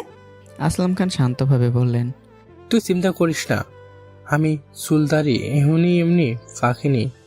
আবিরের ব্যবস্থা আমি করে রেখেছি। ইসরাত কিছুটা স্বস্তি পেল, তার ভেতরের অস্থিরতা কমল না। পরদিন সে চলে গেল সে কোরিয়ান কোম্পানির অফিসে। রিসিপশন, ম্যানেজমেন্ট সব জায়গায় খুলল। অবশেষে আমার অফিসের ঠিকানা পেল, কিন্তু বাসার ঠিকানা। সরি ম্যাম, এটা আমরা শেয়ার করতে পারবো না। ইসরাত কিছুক্ষণ স্থির দাঁড়িয়ে রইল, আর চোখে তখন একটাই জেদ তার। ঠিকানা না দিলে কি হয়েছে? আমি খুঁজে নেব। আমি এবার আর হারাবো না। ইসরাত গাড়িতে বসে আছে, গাড়ি চলছে, রাস্তায় এগোচ্ছে, কিন্তু তার মনে হচ্ছে এই পথের যেন কোনো শেষ নেই। প্রতিটি সিগন্যাল যেন সময়কে থামিয়ে দিচ্ছে। মাত্র 2 মিনিটের ট্রাফিক লাইট তার কাছে মনে হচ্ছে কয়েক ঘন্টার বন্দিত্ব। তার বুকের ভেতর হৃদস্পন্দন দুক দুক দুক করছে। প্রতিটা শব্দে যেন তার অস্থিরতাকে আরও বাড়িয়ে দিচ্ছে। অপেক্ষা মানুষকে সবচেয়ে বেশি অসহায় করে দেয়।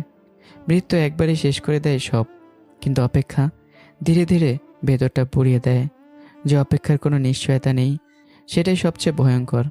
ইসরাত জানে না সে কি পাবে নাকি আবারও হারাবে, তবুও সে ছুটছে, কারণ এ অপেক্ষার শেষে আছে তার সব কিছু।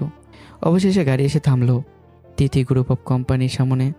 ইসরাত প্রায় দৌড়ে ঢুকে গেল ভেতরে। রিসিপশনে গিয়ে কাপা গলায় বলল, মিস্টার অনেক আছেন? রিসিপশনিস্ট ভদ্রভাবে বলল, সরি ম্যাম, স্যার আজকে অফিসে আসেননি।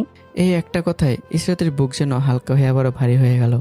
সে তাড়াতাড়ি বলল, তার বাসার ঠিকানাটা? দুঃখিত ম্যাম, আমরা সেটা শেয়ার করতে পারবো না। ইসরাত কিছুক্ষণ দাঁড়িয়ে রইল নিরাশ চোখে। মনে হচ্ছিল আবারও সে দেরি করে ফেলল।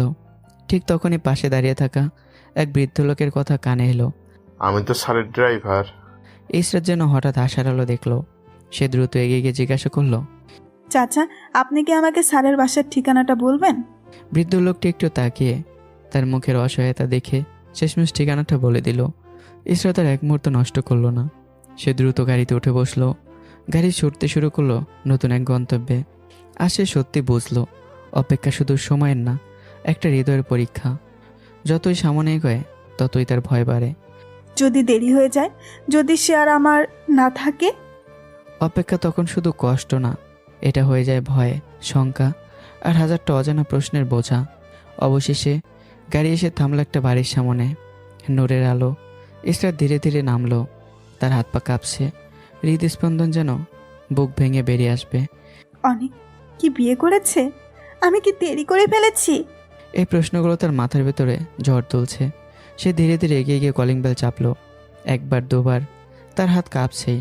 কিছুক্ষণ পর দরজা খুলল একজন মেয়ে, শান্ত মুখ, কোমল চোখ। জি, কি আপনি? কি চান? ইসরাত তাকিয়ে রইল। তার গলা শুকিয়ে গেছে। আমি অনেককে চাই, কিন্তু আপনি কে? মেয়েটা মিহি এক মুহূর্তে থমকে গেল। তার চোখে বিস্ময়ে। এই মুখ একেবারে তিথির মতো। তার ভেতরে সন্দেহ জাগলো। এই কি তিথির মা? তবুও নিজেকে সামলে নিয়ে বলল, আমি অনেকের স্ত্রী, মিহি আহমেদ। এই কথাটা যেন বজ্রপাতের মতো পড়ল ইসরাতের ওপর। তার পায়ের নিচের মাটি যেন সরে গেল। ঠিক তখনই ভেতর থেকে, মিহি, কে এসেছে? সময় থমকে গেল। দরজার ওপাশে একটা অতীত দাঁড়িয়ে, আর ভেতরে একটা বর্তমান। এবার মুখোমুখি হওয়ার পালা। আমি অনেকের স্ত্রী। এই একটা বাক্য যেন বজ্রপাতের মতো হয়ে নামলো ইসরাতের ওপর। তার পায়ের নিচের মাটি সরে গেল। শরীর থরথর করে কেঁপে উঠল। শ্বাস আটকে এলো বুকের ভেতর। চারপাশে সবকিছু যেন ঝাপসা হয়ে গেল। মনের ভেতর ভাঙ্গা স্বরে সে নিজেকে প্রশ্ন করলো, তাহলে আমার শেষ ভরসাটুকুও শেষ হয়ে গেল? আমি কি আর কখনো আমার স্বামী আর আমার সন্তানকে ফিরে পাবো না? এক মুহূর্তের জন্য সে হার মানতে যাচ্ছিল, কিন্তু পরক্ষণেই তার ভেতরে সেই মা জেগে উঠল। ইসরাত দৃঢ় গলায় বলল, না, এটা হতে পারে না। আমি এখনো অনেকের স্ত্রী, আমাদের ডিভোর্স হয়নি। এত সহজে আমি হার মানব না। আমিও অনেকের স্ত্রী, তিথির মা। এই কথাটা শুনে মিহির বুক কেঁপে উঠল। তার ভেতরে হঠাৎ এক অদ্ভুত ভয় ঢুকে গেল, হারানোর ভয়। তিথি, যাকে সে নিজের সন্তানের মতো আগলে রেখেছে, আর আমাকে সে নিঃস্বার্থ ভালোবেসে ফেলেছে নিজের জীবনের থেকেও বেশি। ঠিক তখনই আমি সামনে গিয়ে দাঁড়ালাম। ইসরাতকে দেখে আমার চোখ কঠিন হয়ে গেল। তুমি এখানে কিভাবে? ঠিকানা কে দিল? ইসরাত ঠান্ডা গলায় বলল, বাইরে দাঁড়িয়ে কথা বলবে নাকি ভেতরে আসতে বলবে? মেয়ে এক মুহূর্ত দেরি না করেই বলল, ভেতরে আসেন আপু। এই কথায় আমি থমকে গেলাম। আমার চোখে বিস্ময়ে। নিজের সতীনকে কেউ এভাবে ঘরে ডাকে? ইসরা তো অবাক। সে ভাবেনি এই মেয়েটা তাকে এভাবে গ্রহণ করবে। ভেতরে ঢুকতেই আমার চোখ গেল ইসরাতের হাতে থাকা ব্যাগে। এটা কিসের ব্যাগ? ইসরাত নির্লিপ্ত গলায় বলল, এটা আমার স্বামীর বাড়ি, এখানে থাকতে এসেছি। কি? আবার নতুন কোন প্ল্যান আমাদের বাবা মেয়েকে শেষ করার? ইসরাত ধীরে বসে পড়ল। তার কণ্ঠ ভাঙ্গা কিন্তু সত্যে ভরা। অনেক মানছি আমি অনেক ভুল করেছি, বেপরোয়া ছিলাম, অহংকারী ছিলাম, কিন্তু এতটা নিচে নামিনি যে নিজের সন্তানকে হত্যা করব। আমি কোনো কথা না বলে মোবাইলটা এগিয়ে দিলাম। তাহলে এটা কি? ভিডিওটা দেখে ইসরাত নিঃশ্বাস ফেলল। এটা আবির ভাইয়ের কাজ, এআই দিয়ে বানানো। মিহিবা শান্ত গলায় বলল, হ্যাঁ অনেক, এআই দিয়ে এমন অনেক ভিডিও বানানো যায়। বিদেশে অনেক আগে থেকেই হচ্ছে, আমাদের দেশেও এখন এসেছে। ঘরের ভিতর নীরবতা নেমে এলো। ইসরাত ধীরে বলল, এখন তুমি বিশ্বাস করবে কিনা তা তোমার ব্যাপার। এই সময় মিহি চুপচাপ দাঁড়িয়েছিল। তার চোখে জল জমে গেছে, ঠোঁট কাঁপছে। সে বুঝে গেছে তার সময় ফুরিয়ে আসছে। ধীরে ধীরে সে এগিয়ে এলো। তার কণ্ঠ কাঁপছে, কিন্তু প্রতিটা শব্দ হৃদয়ের গভীর থেকে আসছে। অনেক, তোমাকে ছাড়া আর তিথিকে ছাড়া আমি বাঁচতে পারবো না। তার চোখ বেয়ে জল গড়িয়ে পড়ল। আমি জানি তোমার আর আপুর সম্পর্কে আমি মাঝখানে আসার কেউ না, সে মাথা নিচু করলো। তাই আমি কখনো তোমাদের মাঝে বাধা হয়ে দাঁড়াবো না। তার কণ্ঠ ভেঙে গেল। তুমি চাইলে আমাকে এই বাড়ির একজন কাজের মেয়ে থাকবো। একটা তীব্র নিঃশ্বাস নিল। আমি কোনো দিন স্ত্রী হিসেবে অধিকার চাইব না, কোনো দাবি করব না। তার চোখ ভিজে উঠল। দূরে থেকে শুধু তোমাকে দেখব, আর আমার তিথিকে, ওর হাসি, ওর ছোট ছোট কথা, এগুলো নিয়েই আমি বাকি জীবনটা কাটিয়ে দিব। তার কণ্ঠও থেমে গেল। ঘরের বাতাস ভারী হয়ে উঠল। এই ভালোবাসা স্বার্থহীন, নিঃশব্দ, ত্যাগে ভরা। আমি স্থির হয়ে দাঁড়িয়েছিলাম। আমার চোখ ভিজে গেছে। অজান্তেই মিহির প্রতিটা শব্দ আমার বুকের ভিতর আঘাত করছিল। আমি কখনো ভাবিনি কেউ আমাকে এতটা নিঃস্বার্থভাবে ভালোবাসতে পারে। আমার হাত পা কাঁপতে লাগলো। চোখের কোণে জল জমে ধীরে ধীরে গড়িয়ে পড়ল। একদিক অতীত ফিরে এসেছে তার প্রাপ্য দাবি নিয়ে, অন্যদিকে বর্তমান দাঁড়িয়ে আছে নিঃস্বার্থ ভালোবাসা হয়ে। ইসরাতের মনের মধ্যে এবার কঠিন ভয় ঢুকে যায়। না, হারানোর ভয় না, মিহির ভালোবাসার কাছে পরাজয়ের ভয়। কারণ মিহির ভালোবাসাটা একেবারে নিঃস্বার্থ। আমি হঠাৎ করেই বললাম, মিহি তুমি যাও, এখন এখান থেকে যাও। কথাটা যেন ছুরি হয়ে বেঁধল। মিহি একবার তাকালো আমার দিকে, তারপর ইসরাতের দিকে। তার চোখে জল টলমলো করছে, ঠোঁট কাঁপছে, কিন্তু কিছু বলল না। নীরবে ঘুরে দাঁড়ালো। তার পায়ের শব্দগুলো ধীরে ধীরে মিলিয়ে গেল। তার সাথে নিয়ে গেল ঘরের সব উষ্ণতা। মিহি চলে যেতেই ঘরটা অদ্ভুতভাবে ফাঁকা হয়ে গেল। ইসরাত ধীরে বলল, অনেক, আমার আলাদা হওয়ার আগে আমি অনেক চেষ্টা করেছি একজন ভালো স্ত্রী হতে। ইসরাতের গলা কেঁপে উঠল। হয়তো পারিনি, পুরোপুরি পারিনি, কিন্তু ভেবেছিলাম একজন ভালো মা হব। ইসরাতের চোখ ভিজে উঠল। কিন্তু আমার কপাল দেখো, এখনো নিজের সন্তানকে বুকে নিতে পারিনি। এটা তোমার পাপের ফল। আমার চোখে কোনো মায়া নেই। আর তোমাকে আমি কিভাবে বিশ্বাস করব? তুমি আমাকে বারবার প্রতারণা করেছো। ইসরাত এক পা এগিয়ে এসে, সব ভুলে আমরা কি নতুন করে শুরু করতে পারি না অনেক, যেখানে শুধু আমি, তুমি আর আমাদের তিথি? আমি হঠাৎ থেমে গেলাম। আমার চোখে রাগ, কণ্ঠে তীব্র প্রশ্ন। তাহলে মিহির কি হবে? ও কোথায় যাবে? ইসরাত যেন বিষয়টা হালকা করেই বলল, ওকে কিছু টাকা দিয়ে ভালোভাবে সেটেল করে দাও। এই কথাটা শেষ হতেই আমার চোখ রক্তিম হয়ে উঠল। ইসরাত, তুমি ভালো হয়েছো, কিন্তু এখনো মানুষ হতে পারোনি। ইসরাত থমকে গেল। আমি এমন কি বললাম? এটা তো সব নারীর চাওয়া। সব নারী না। একটু আগে মিহি কি বলেছে শোনোনি? সেও তো একজন নারী। সে কি বলেছে শোনোনি? সে বলেছে সে আমাদের মাঝখানে আসবে না। সে বলেছে সে এই বাড়িতে কাজের মেয়ের মতো বেঁচে থাকবে। শুধু আমাকে আর তিথিকে একটু দেখতে পারলেই হবে তার। এইটাই নিঃস্বার্থ ভালোবাসা ইসরাত। তার মনে তোমার জন্য একটু হিংসা নেই। তুমি এত রেগে যাচ্ছ কেন? শান্ত হও। তুমি জানো মিহির জন্য কত ভালো ভালো বিয়ের প্রস্তাব এসেছিল। একটার পর একটা সব সে ফিরিয়ে দিয়েছে, কারণ সে আমার পাশে থাকতে চেয়েছে। একটা সময় আমার অনুরোধে সে বিয়ে করতে রাজি হয়। কিন্তু তখন এলাকার সবাই বলতে শুরু করে আমি মিহির স্বামী, আমাদের একটা মেয়ে আছে। এসব শুনে একটার পর একটা প্রস্তাব ভেঙে যেতে থাকে। মানুষ থেকে দোষ দিত, আমাকে ভালোবেসেছে বলে এই চাপ, এই অপমান সব সহ্য করতে না পেরে তার বাবা হার্ট অ্যাটাকে মারা যান। মরার আগে তার বাবার শেষ ইচ্ছে ছিল আমি মিহিকে বিয়ে করি। আমি সেই শেষ ইচ্ছেটা পূরণ করেছি। আজ 3 বছর সে আমার স্ত্রী, কিন্তু আমি তাকে একদিনের জন্য স্ত্রীর অধিকার দেইনি। তবুও একবারও একটা অভিযোগও করেনি, কোনো দাবি করেনি, না কোনো অভিমান, শুধু চুপচাপ থেকেছে। এই ভালোবাসা শব্দহীন, দাবিহীন, তবুও সবচেয়ে গভীর। এখন বলো ইসরাত, এই মেয়েটাকে আমি কোথায় ফেলবো? বলো ইসরাত, চুপ করে আছো কেন? এই মেয়েটাকে আমি কোথায় রাখবো? এই দুনিয়ায় আমি আর তিথি ছাড়া ওর আর কেউ নেই। আর কি বললে তুমি? টাকা? ওর বাবা ওর জন্য অনেক টাকা রেখে গিয়েছে। কথাগুলো বলে আমি তাকিয়ে রইলাম। ইসরাত কিছুক্ষণ চুপ করে রইল।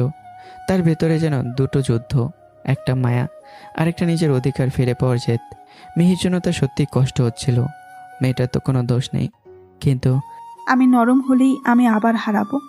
নিজেকে শক্ত করে ইসরাত বলল, অনেক, তুমি অন্যায় করেছো আমার সাথে। তোমার স্ত্রী থাকা অবস্থায় দ্বিতীয় বিয়ে করেছো, সেই হিসাবে তুমি মিহির সাথে অন্যায় করেছো। ইসরাতের কণ্ঠ দৃঢ় হয়ে উঠল। এখন কি করবে সেটা তোমার ব্যাপার। সমস্যা তুমি তৈরি করেছো, সমাধানও তোমাকেই করতে হবে। একটু থেমে, আমি এই বাড়ি থেকে কোথাও যাচ্ছি না, প্রয়োজনে সতীনের সাথেও থাকবো। আমি নিঃশব্দে তাকিয়ে রইলাম। বুঝে গেলাম ইসরাতকে সহজে ভাঙা যাবে না। সে ভালো হয়েছে, কিন্তু ভেতরে সেই জেদ এখনও রয়ে গেছে। মিহি, মিহি। কিছুক্ষণ পর মিহি এসে দাঁড়ালো। বুকে শক্ত করে জড়িয়ে আছে তিথিকে। তার চোখ লাল, কান্না চেপে রেখেছে। তোমার রুমের সব কাপড় চোপড় গুছিয়ে ব্যাগে ভরে বাইরে নিয়ে আসো। কথাটা শুনে মিহি যেন জমে গেল। এক মুহূর্তেই সব বুঝে ফেলল সে। আজ তার শেষ দিন। তার চোখ বেয়ে নীরবে জল গড়িয়ে পড়তে লাগলো। ধীরে তিথিকে ইসরাতের কোলে দিয়ে বলল, ওকে আপু, রাখুন, আমি কাপড়গুলো নিয়ে আসি। ইসরাতও থমকে গেল। তার মনে প্রশ্ন উঠল, অনেক কি সত্যি ওকে বের করে দেবে? মেয়েটার তো কোনো দোষ নেই। কিন্তু সে নিজেকে থামালো। না, এখন দুর্বল হলে চলবে না। আগে নিজের সংসারটা ফিরে পাই, তারপর দেখি। কিছুক্ষণ পর মিহি সব গুছিয়ে নিয়ে বেরিয়ে এলো। চোখ ফুলে গেছে কান্নায়। ইসরাতের ব্যাগটা তোমার রুমে রেখে আসো।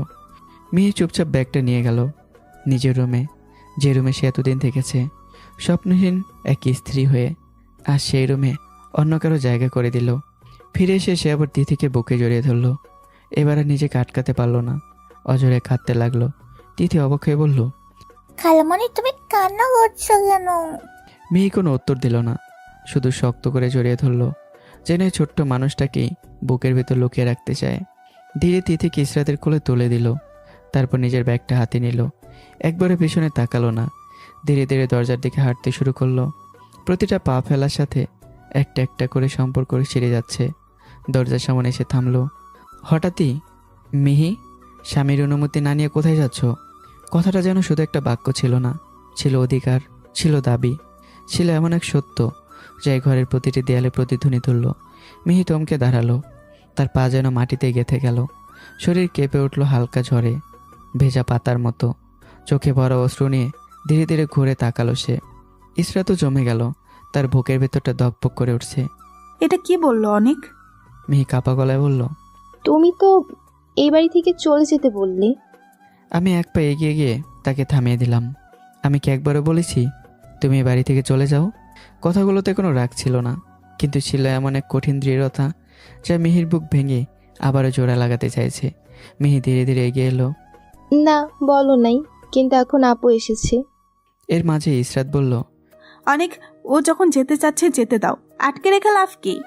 এই কথাটাই যেন আগুনে ঘি ঢেলে দিল। আমার চোখে রক্তবর্ণ হয়ে উঠল।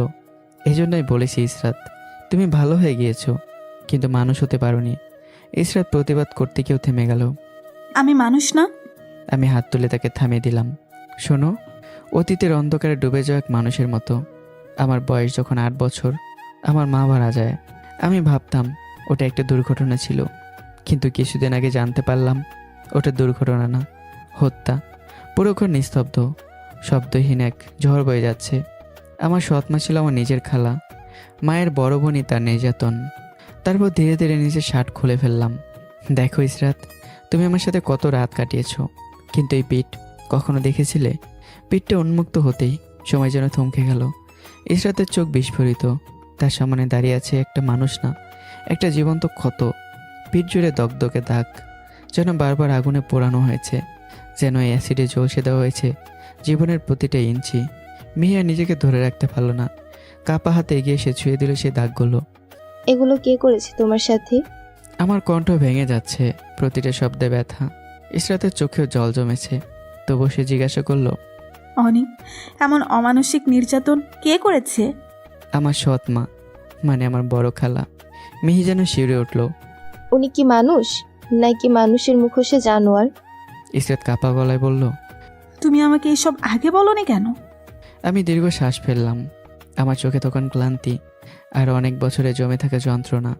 একদিকে সৎমায়ের অত্যাচার, আরেকদিকে তার আগের সংসারের 2 ছেলে নির্যাতন। আমার জীবনটা একটা জাহান্নাম ছিল। বাবা আমার জন্য কখনো দাঁড়ায়নি, প্রতিবাদও করেনি। ঠিক সেই সময় তুমি এসেছিলে আমার জীবনে, একটা আশার আলো হয়ে। কথাগুলো ঝরে পড়তেই ঘরের ভিতর আর কেউ কোনো কথা বলল না, কারণ এটার কোনো গল্প না, এটা একটা ভাঙা মানুষের ইতিহাস। আমি আবারও ধীরে ধীরে বলতে শুরু করলাম, ইসরাত, তুমি যেদিন বলেছিলে তুমি সৎ মায়ের নির্যাতনের শিকার, প্রতিদিন তোমাকে অত্যাচার করা হয়, সেদিন মনে হয়েছিল আমি যেন আয়নার সামনে দাঁড়িয়ে আছি। তোমার মধ্যে আমি আমারই প্রতিচ্ছবি দেখেছিলাম। তারপর তোমার ভালোবাসা, তোমার যত্ন, সব মিলে আমি যেন নতুন করে বাঁচতে শিখেছিলাম, নতুন একটা জীবন পেয়েছিলাম।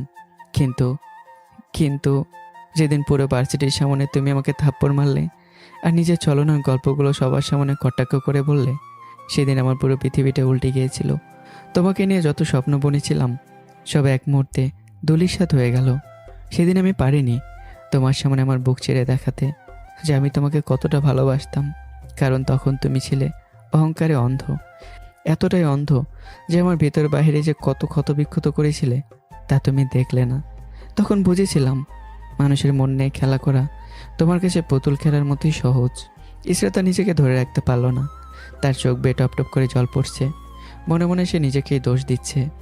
আমি একটা অসহায় এতিম নির্যাতিত মানুষের সাথে খেলা করেছি, তার অনুভূতি, তার ভালোবাসা সব কিছু নিয়ে। ইসরাত ধীরে বলে ফেলল, অনেক বাবার টাকা, অতিরিক্ত ভালোবাসা, এইসবের অহংকারে আমি অন্ধ হয়ে গেছিলাম। ভুল করেছি আমি, এখন সব কিছু ভুলে ক্ষমা করা যায় না? ইসরাতেরও কণ্ঠ কাঁপছে। তুমি একবার না বারবার আমার সাথে ছলনা করেছো, এমনভাবে যে সেটা শুধু ভুল না, একটা গভীর ক্ষত। তুমি যখন সত্যি সত্যি বদলে গেলে তখন আমি তোমাকে বিশ্বাস করতে পারিনি।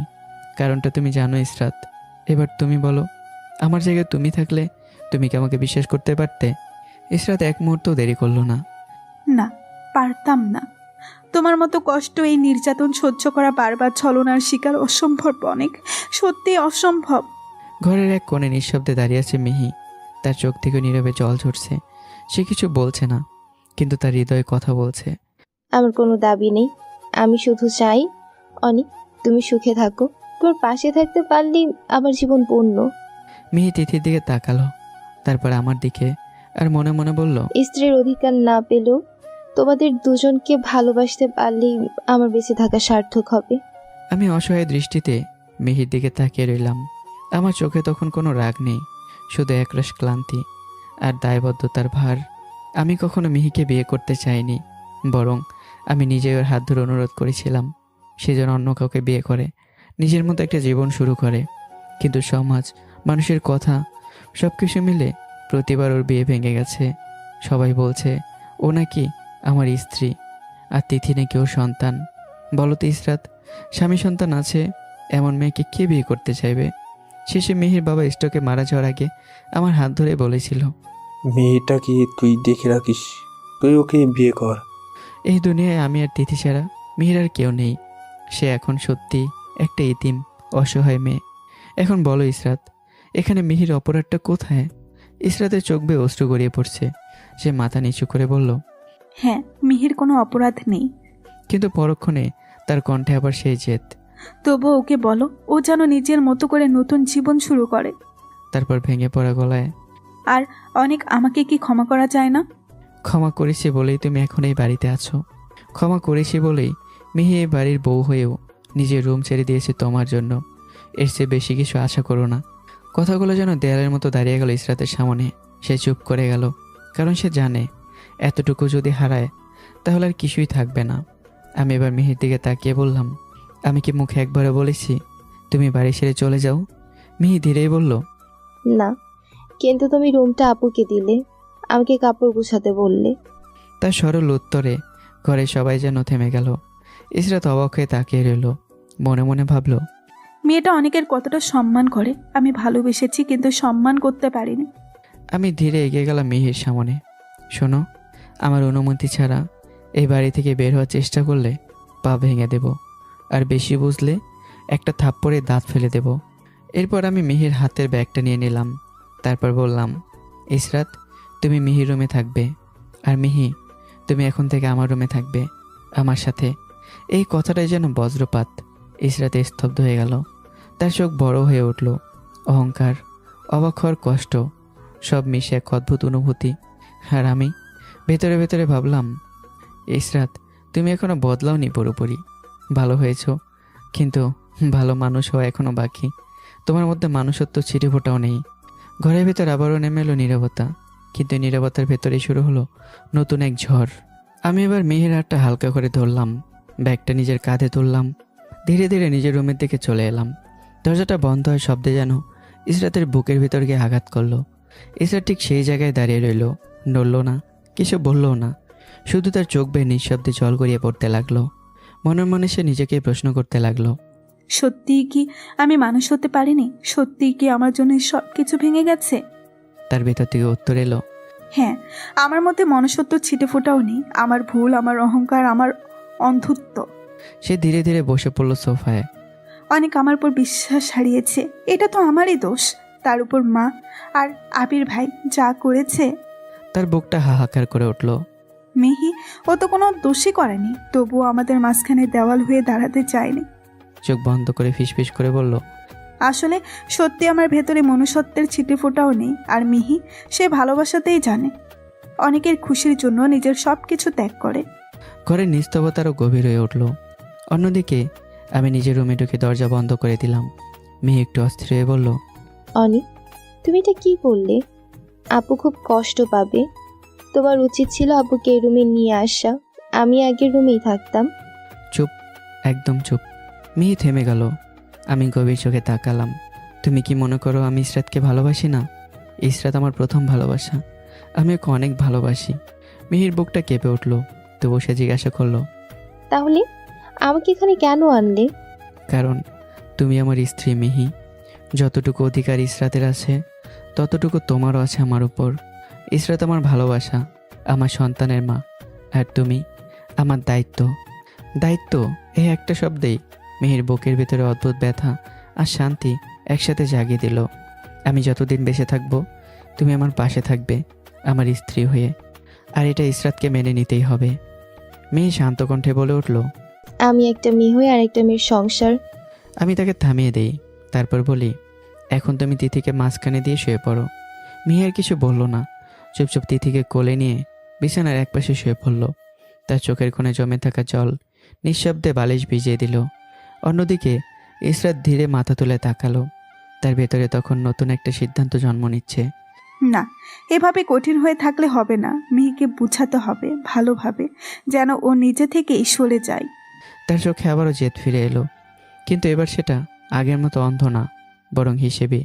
আর অন্যদিকে আমি ছাদের উপর দাঁড়িয়ে আছি।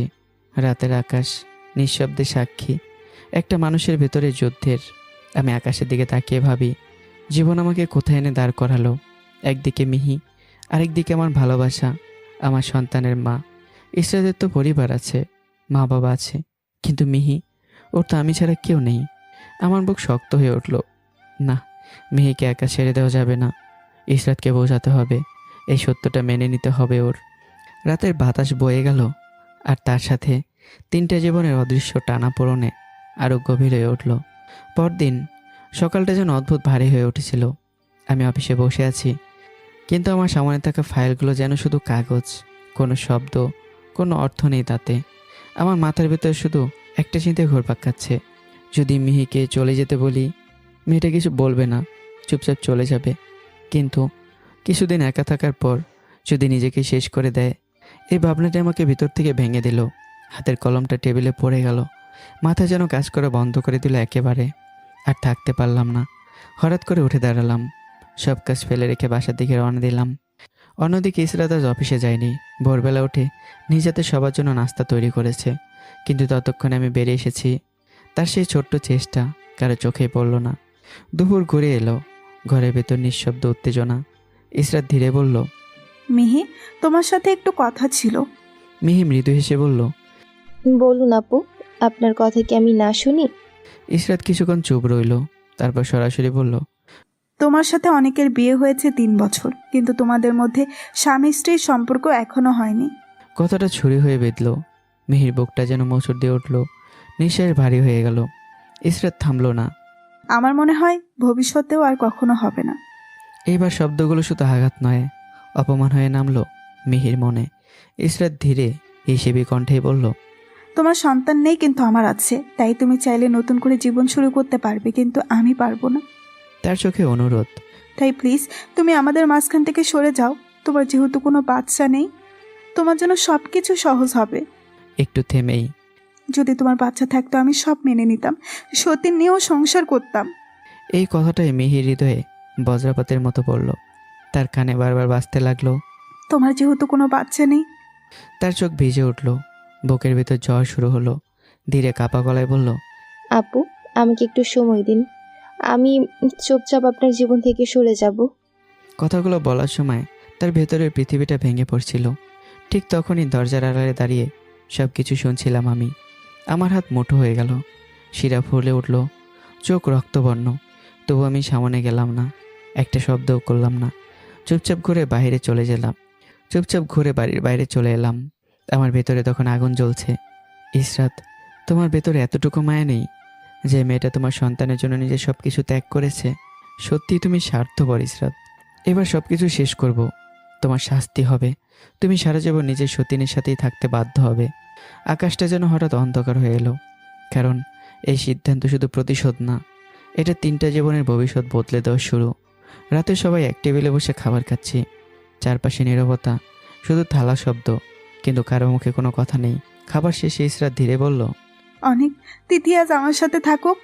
তিথি মিষ্টি গলায় বলে, খালামণিও বলেছে তুমি নাকি আমার আম্মু। এটা কি সত্যি? এই একটা শব্দ আম্মু, ইসরাতের বুকটা কেঁপে উঠল, চোখ ভিজে যায়, ঠোঁট কাঁপে। সে তিথিকে বুকে জড়িয়ে ধরে। হ্যাঁ মামুনি, আমিই তোমার আম্মু। তিথিও শক্ত করে জড়িয়ে ধরে, যেন বহুদিনের খোঁজ পাওয়া নিরাপদ আশ্রয়। ইসরাত বলে, তাহলে আজ আমি তিথিকে নিয়ে যাই। আমি কিছু না বলি, শুধু চোখের ইশারায় সম্মতি দেই। নিয়ে যাও।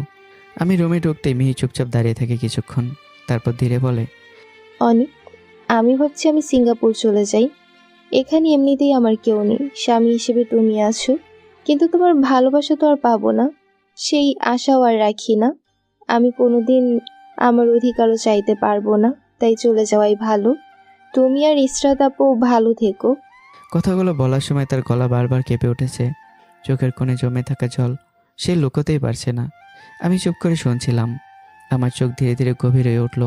আমি বুঝি এই মেয়েটা সত্যিই চলে যেতে প্রস্তুত, শুধু আমার সুখের জন্য। তারপর আমি হঠাৎ করে এগিয়ে যাই তার দিকে, একটুও সময় না নিয়ে, কোনো কথা না বলে মিহির ঠোঁট নিজের দখলে নিয়ে নেই। মুহূর্তে জমে যায় মিহি, তার শরীর কেঁপে ওঠে, হাত কাঁপে। 3 বছর, 3টা বছর দীর্ঘ অপেক্ষা। আজ প্রথমবার স্বামীর এই স্পর্শ পেয়েছে। সে প্রথমে থামানোর চেষ্টা করে, কিন্তু বড়ক্ষণে চোখ বন্ধ করে নেয়। মনে হয় এই মুহূর্তটার কথা চিন্তা করেই পুরো জীবন কাটিয়ে দেবে সিঙ্গাপুরে। আমি ধীরে ধীরে তাকে কাছে টেনে নেই। কোনো তাড়াহুড়ো নেই, কোনো লোভ নেই, শুধু আছে যত্ন আর গভীর স্বীকৃতি। আমি মিহির কপালে চুমু দেই, চোখের কোণে জমে থাকা জল মুছে দেই। এতদিন তোমাকে আমি শুধু কষ্ট দিয়েছি, আজ একটু হলেও তোমার প্রাপ্যটা দিতে চাই। ঘরের আলো নিভু নিভু, বাইরে হালকা বাতাসে পর্দা দুলছে।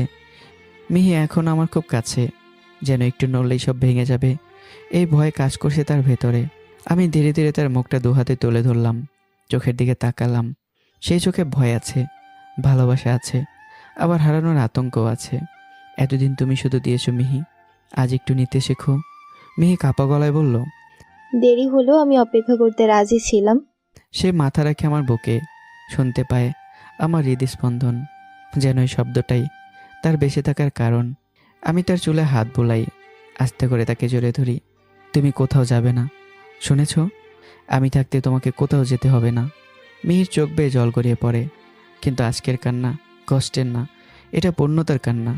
রাতটা ধীরে ধীরে গভীর হয়, বাইরে পৃথিবী থেমে যায়। ভেতরে দুইটা ভাঙা মানুষ একটা সম্পর্কে সত্যি করে বাঁচাতে শুরু করে। এটা শুধু স্বামী স্ত্রীর মিলন না, এটা ছিল অপেক্ষার পর প্রাপ্তি, নিঃস্বার্থ ভালোবাসার স্বীকৃতি। এইভাবে এই ভালোবাসার সাগরে ডুবে যাই আমিও মিহি, একটা পবিত্র বৈধ আর গভীর সম্পর্কের বন্ধনে। এইভাবেই কাটতে থাকে ইসরাত, মিহি আর আমার দিনগুলো, এক অদৃশ্য চাপ অস্থিরতার মধ্য দিয়ে। বাইরে থেকে সব কিছু স্বাভাবিক, কিন্তু ভেতরে ভেতরে তিনটা মানুষের জীবনে যেন নিঃশব্দে ভেঙে চুরমার হয়ে যাচ্ছে। ইসরাত সুযোগ পেলে কৌশলে মিহিকে বোঝাতে চায় চলে যেতে, আমাদের জীবন থেকে সরে দাঁড়াতে। আর এইসব নিঃশব্দে কথোপকথন, চাপা দীর্ঘশ্বাস সব আড়াল থেকে শুনে ফেলে আমি, কিন্তু কিছু বলি না, কারণ কখনো কখনো নীরবতায় সবচেয়ে বড় ঝড় লুকিয়ে রাখে। মিহিও চেষ্টা করে, সত্যিই চেষ্টা করে চলে যেতে, কিন্তু আমার সেই কঠিন চোখ, সে এক কথার ভয় তাকে আটকে দেয়। শুধু শরীর না, মনকেও বেঁধে রাখে। এইভাবে কেটে যায় দীর্ঘ 2টা মাস। এই 2 মাসে অনেক কিছু বদলে যায়। কেউ জেলে যায়, কেউ ঘর হারায়, আর কেউ নিজের ভেতরে মানুষটাকে হারিয়ে ফেলে। আবির এখন জেলে, নিজের পাপের শাস্তি ভোগ করছে। তার মা বাবা ঘর ছাড়া, সময়ের কাছে হার মেনে তার আজ অসহায়। একদিন আসলাম খান আসেন আমার বাড়িতে, তার চোখে ক্লান্তি, কণ্ঠে অনুতাপ, যেন বুঝতে পারা সত্যের ভারে নুয়ে পড়েছেন তিনি। মিহি তাকে দেখে সম্মান নিয়ে এগিয়ে আসে, নিজের বাবার মতোই যত্ন করে বসতে দেয়। শারমিন খানও চুপচাপ, আজ তার চোখে আগের সেই কঠোরতা নেই। আসলাম খান ধীরে বলে ওঠেন, অনেক, আজকে একটা কথা বলতে এখানে এসেছি। আপনার কন্যার জন্য কোনো সুপারিশ ছাড়া সব কিছু বলতে পারেন।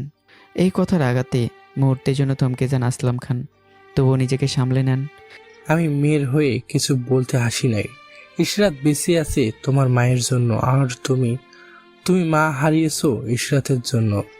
একটা বাক্য, কিন্তু যেন বজ্রপাত। আমি স্থির হয়ে যাই, আমার চোখে অবিশ্বাস, কণ্ঠে কাঁপন। কিসব বলছেন আপনি?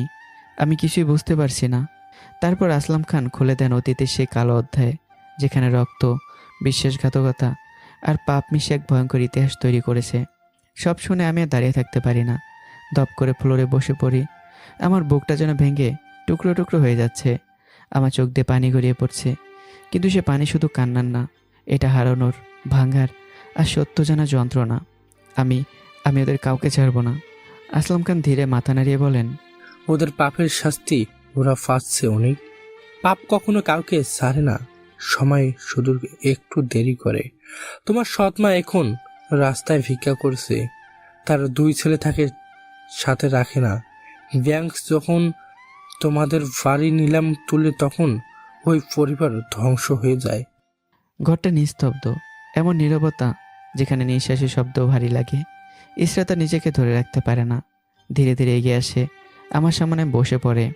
তার হাত কাঁপছে, চোখ ভেজা, কণ্ঠ ভেঙে যাচ্ছে। অনেক, আমি জানতাম না, আমি যদি জানতাম আমি কখনো তোমাকে এভাবে হারাতে দিতাম না। তার প্রতিটা শব্দে অনুতাপ, প্রতিটা নিঃশ্বাসে অপরাধ বোধ। সে মাথা নিচু করে কাঁদতে থাকে, যেন নিজের বিচার নিজেই করছে। এক কোণে দাঁড়িয়ে থাকা মিহির বুকটা হু হু করে ওঠে। সে তিথিকে বুকে জড়িয়ে ধরে, চোখের পানি মুছে ফেলতে চায়, কিন্তু পারে না। ধীরে বলে, ভাগ্য কখনো কখনো মানুষকে এমন জায়গায় দাঁড় করায় যেখানে কেউ দোষী নয়, তবুও সবাই শাস্তি পায়। আমি ধীরে মাথা তুলি, আমার চোখে আগুন নেয়াজ, আছে শুধু ক্লান্তি আর ভাঙা ভালোবাসা। আমি তাকাই, একবার ইসরাতের দিকে, একবার মিহির দিকে। তারপর বলে, আমরা 3 জনই অন্যদের পাপের আগুনে পুড়েছি। এই একটা বাক্য ঘরের প্রতিটা দেয়ালে প্রতিধ্বনি হয়ে ফিরে আসে। ইসরাত ভেঙে পড়ে কান্নায়, মিহির চোখ থেকেও নীরব অশ্রু গড়িয়ে পড়ে। 3 জন মানুষ, একটা সম্পর্ক, কিন্তু ভাগ হয়ে গেছে সময়ে, ভুল আর পাপের কারণে। তবুও কোথাও না কোথাও ভালোবাসা এখনো বেঁচে আছে, শুধু পথ হারিয়ে ফেলেছে। ইসরাত কাপা গলায় বলে ওঠে, অনেক প্লিজ, সব কিছুর জন্য আমাকে ক্ষমা করে দাও। তার চোখে ভাঙা আকাশের মতো কান্না, কণ্ঠে এমন এক অসহায়তা যা শুনলে পাথরও নরম হয়ে যায়। আমি কিছুক্ষণ চুপ করে থাকি, আমার চোখে হাজারো প্রশ্ন, হাজারো ক্ষত। তারপর ধীরে বলি, ইসরাত, তুমি আগে ভালো হয়ে যাও, তোমার মধ্যে মানুষত্বের পুরো অভাব। এই একটা বাক্য ইসরাতের বুকটা যেন ছিঁড়ে ফেলল। সে হঠাৎ মাথা তুলে তাকায়, চোখ ভেজা, কিন্তু দৃষ্টি শক্ত। অনেক, আমি মানুষ অনেক আগেই হয়েছি, মনুষ্যত্ব আমার মধ্যে আছে, শুধু তুমি বুঝতে পারো নাই। এই বলে সে হঠাৎ দৌড়ে সিঁড়ির দিকে ছুটে যায়। সবাই একসাথে চমকে ওঠে। ইসরাত মুহূর্তটা যেন থেমে যায়, পর সেকেন্ডেই পা পিছলে যায়। ধাপ ধাপ ধাপ, একটা অসহ্য শব্দ, আর সাথে সাথেই একটা বুক ফাটা চিৎকার। ইসরাতের নিথর দেহে পড়ে থাকে সিঁড়ির নিচে। তার মাথার পাশে ধীরে ধীরে লাল রক্ত ছড়িয়ে পড়ে। সবাই দৌড়ে আসে। ঘরটা মুহূর্তেই বিশৃঙ্খলায় ভরে যায়। হাসপাতালের করিডোরে দৌড়াদৌড়ি। স্ট্রেচারে করে নিয়ে যাওয়া হচ্ছে ইসরাতকে। ডক্টর দ্রুত দেখে বলে, পেশেন্টের অবস্থা খুবই ক্রিটিক্যাল, এখন ইমার্জেন্সিতে নিতে হবে, অপারেশন লাগবে এখনই। আমি যেন বাস্তবতা থেকে বিচ্ছিন্ন হয়ে গেছি। তবুও কাঁপা গলায় বলি, ডক্টর, যত টাকা লাগে আমি দেব, প্লিজ। ডক্টর থামিয়ে দেয়। মিস্টার, টাকা সব কিছু না, আল্লাহকে ডাকুন। এই কথাটা শুনে আমার বুকটা কেঁপে ওঠে। একজন নার্স এসে বলে, পেশেন্টের গার্ডিয়ান কে? আমি ধীরে এগিয়ে যাই। আমি ওর গার্ডিয়ান, আমি ওর হাজব্যান্ড। আমার কণ্ঠে অধিকার, কিন্তু সে অধিকারে ভেঙে পড়েছে অপরাধ বোধ। আমি সাইন করে দেই, হাতটাও কাঁপছে। সাইনটাও ঠিকমতো করতে পারছি না। একপাশে মিহিতি থেকে বুকে জড়িয়ে কাঁদছে, তার চোখে জল থামছে না। একদিকে স্বামীর কষ্ট, অন্যদিকে সেই নারী যাকে সে প্রতিদ্বন্দ্বী ভাবার কথা, কিন্তু আজ শুধু একজন অসহায় মানুষ। শারমিন খানও ভেঙে পড়েছে। সব কিছু আমার জন্য হয়েছে, আমি যদি ওদের আলাদা না করতাম আজ এসব হতো না। তার কণ্ঠে অনুতাপ, কিন্তু সময় আর ফিরে আসে না। হঠাৎই মিহি বমি করতে করতে কাঁপতে থাকে। চোখ ঘুরে যায়। দপ করে পড়ে যাওয়ার আগেই আসলাম খান তাকে ধরে ফেলে। অনিক, তাড়াতাড়ি এদিকে আয়। আমি ছুটে যাই। কি হয়েছে মিহির? আমারও চোখে আতঙ্ক। আজ যেন একসাথে সব কিছু ভেঙে পড়ছে। মিহিকে আলাদা কেবিনে নেওয়া হলো। কিছুক্ষণ পর একজন মহিলা ডক্টর বেরিয়ে আসে। এই রোগীর হাজবেন্ডকে? আমি এগিয়ে গিয়ে বলি, জি আমি। পাশে দাঁড়িয়ে থাকা নার্সরা অবাক হয়ে তাকিয়ে থাকে। তাদের চোখে অদ্ভুত প্রশ্ন। কি, এই বেটা দুই বউ একসাথে রাখে? কিন্তু আজ কারো কিছু বলার সময় নেই। ডক্টর হালকা হাসি দিয়ে বলে, ভয়ের কিছু নেই, আপনার স্ত্রী 2 মাসের অন্তঃসত্ত্বা। মুহূর্তটা থেমে যায়। এই খবরটা শুনে একজন মানুষের খুশিতে ভেঙে পড়ার কথা আমার, কিন্তু আমি একদম চুপ। আমার চোখে জল, কিন্তু সেটা আনন্দের না।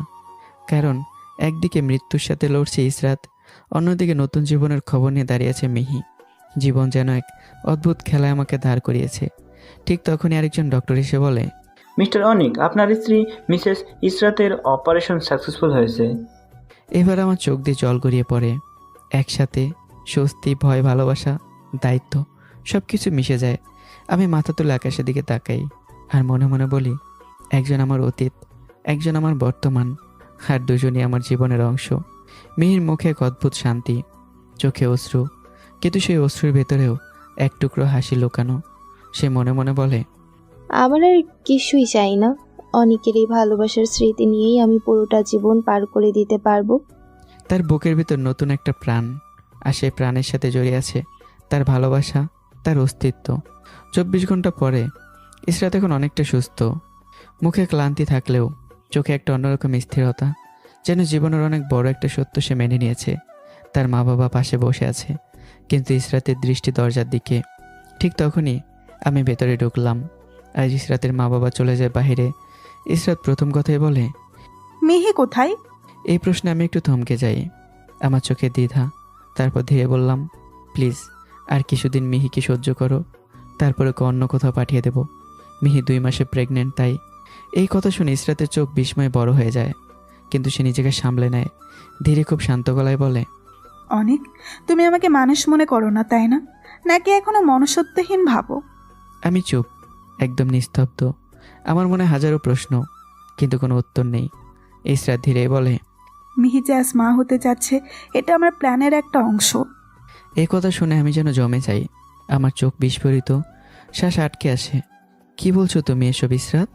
ইসরাত চোখ বন্ধ করে একটুখানি দীর্ঘশ্বাস ফেলে বলে, হ্যাঁ, এটা সত্যি, আমি ইচ্ছে করেই সেই কথাগুলো বলেছিলাম যেন তুমি শোনো। তার কণ্ঠ কাঁপছে, কিন্তু ভেতরে দৃঢ়তা। আমি জানতাম মিহি কখনো নিজের অধিকার চাইবে না, সে চুপচাপ তোমাকে ছেড়ে চলে যাবে। আমি তাকে আঘাত দিয়েছি, ওকে বলেছি ওর মতো কোনো সন্তান নেই, সে যেন চলে যায়। যেহেতু তার সন্তান নেই, সেহেতু তার চলে যাওয়া সহজ। আর এসব আমি ইচ্ছে করে তোমাকে শুনিয়ে বলেছি যেন তুমি নিজেই তাকে তার প্রাপ্যতা দাও, তার অধিকার দাও। কথাগুলো বলতে বলতে ইসরাতের চোখ ভিজে যায়। আমি মানুষ অনেক, আমার ভেতরেও মনুষ্যত্ব আছে। আমি যদি এটা না করতাম মিহি কখনো মা হওয়ার সুখ পেত না। আমি নিথর হয়ে দাঁড়িয়ে থাকি। আমার মনে হচ্ছে আমি যেন নতুন করে ইসরাতকে দেখছি। এই কি সেই ইসরাত যাকে আমি এতদিন পর্যন্ত স্বার্থপর ভেবেছি, নাকি এই মানুষটা একেবারে অন্য কেউ? ঠিক তখনই দরজা ধীরে খুলে যায়। মিহি ভেতরে ঢোকে। কোলে তিথি, মুখে ক্লান্তি, চোখে কান্নার ছাপ। সে তিথিকে ইসরাতের দিকে বাড়িয়ে দিয়ে বলে, আপু এই নাও তোমার মেয়ে।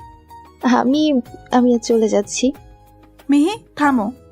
ইসরাতের কণ্ঠ। মিহি থেমে যায়, ধীরে পেছন ফিরে তাকায়, চোখ তার ভেজা। কি বলবে আপু? ইসরাত হালকা হাসে, কিন্তু সে হাসির ভেতর গভীর কষ্ট লুকানো। অনেককে পুরোটা আমাকে না দিয়ে আমরা যদি ভাগ করে নেই কেমন হয়? মুখটা নিস্তব্ধ। মিহি যেন কিছুই বুঝতে পারছে না। ইসরাত ধীরে বলে, আমি অনেককে অনেক আগেই হারিয়ে ফেলেছি। আজ যেটুকু ফিরে পেয়েছি সেটাই আমার জন্য অনেক। তার চোখে জল, কিন্তু কণ্ঠ স্থির। তুমি ওর বর্তমান, আমি ওর অতীত। আমরা দুজনেই ওর জীবনের অংশ। আমরা দুজনেই ওর স্ত্রী হয়ে থাকবো, তিথির মা আর তোমার সন্তানের মা। এক ছাদের নিচে একসাথে থাকবে আমার সাথে? এই প্রশ্ন শুনে মিহি চোখ দেওয়া ঝরে জল গড়িয়ে পড়ে। সে দৌড়ে ইসরাতকে জড়িয়ে ধরে। থাকবো আপু, আমি আর কিছুই চাই না, শুধু এই পরিবারটার একটা অংশ হয়ে থাকতে চাই। দুই নারীর আলিঙ্গনে অশ্রু, কষ্ট, ভালোবাসা সব এক হয়ে যায়। আমি চুপচাপ দাঁড়িয়ে থাকি, আমার চোখেও জল। মনে মনে বলি, সত্যি ইসরাত বদলে গেছে। আর সে শুধু ভালো না, সে সত্যিকারের মানুষ হয়ে উঠেছে। এই মুহূর্তে ভালোবাসা জিতে যায়, অহংকার হেরে যায়, আর একটা ভাঙা পরিবার ধীরে ধীরে নতুন করে গড়ে ওঠার পথ খুঁজে পায়। আর গল্পটা এভাবেই এখানেই শেষ হয়ে যায়। তো বন্ধুরা, গল্পটি এখানেই শেষ করা হলো। কেমন হয়েছে এই গল্পটি অবশ্যই কমেন্ট করে জানাবে। আর হ্যাঁ, ইদানিং খুব কম সাবস্ক্রাইব হচ্ছে চ্যানেলে, ভিডিওতে লাইকও কম হচ্ছে। তো তোমরা দেখিয়ে দাও তোমরা কতটা লাইক করতে পারো আর সাবস্ক্রাইব করতে পারো, আর কমেন্ট করেও দেখিয়ে দিও। দেখা হচ্ছে আবারও নতুন কোনো গল্পে। সবাই ভালো থাকবে, সুস্থ থাকবে। আল্লাহ হাফিজ।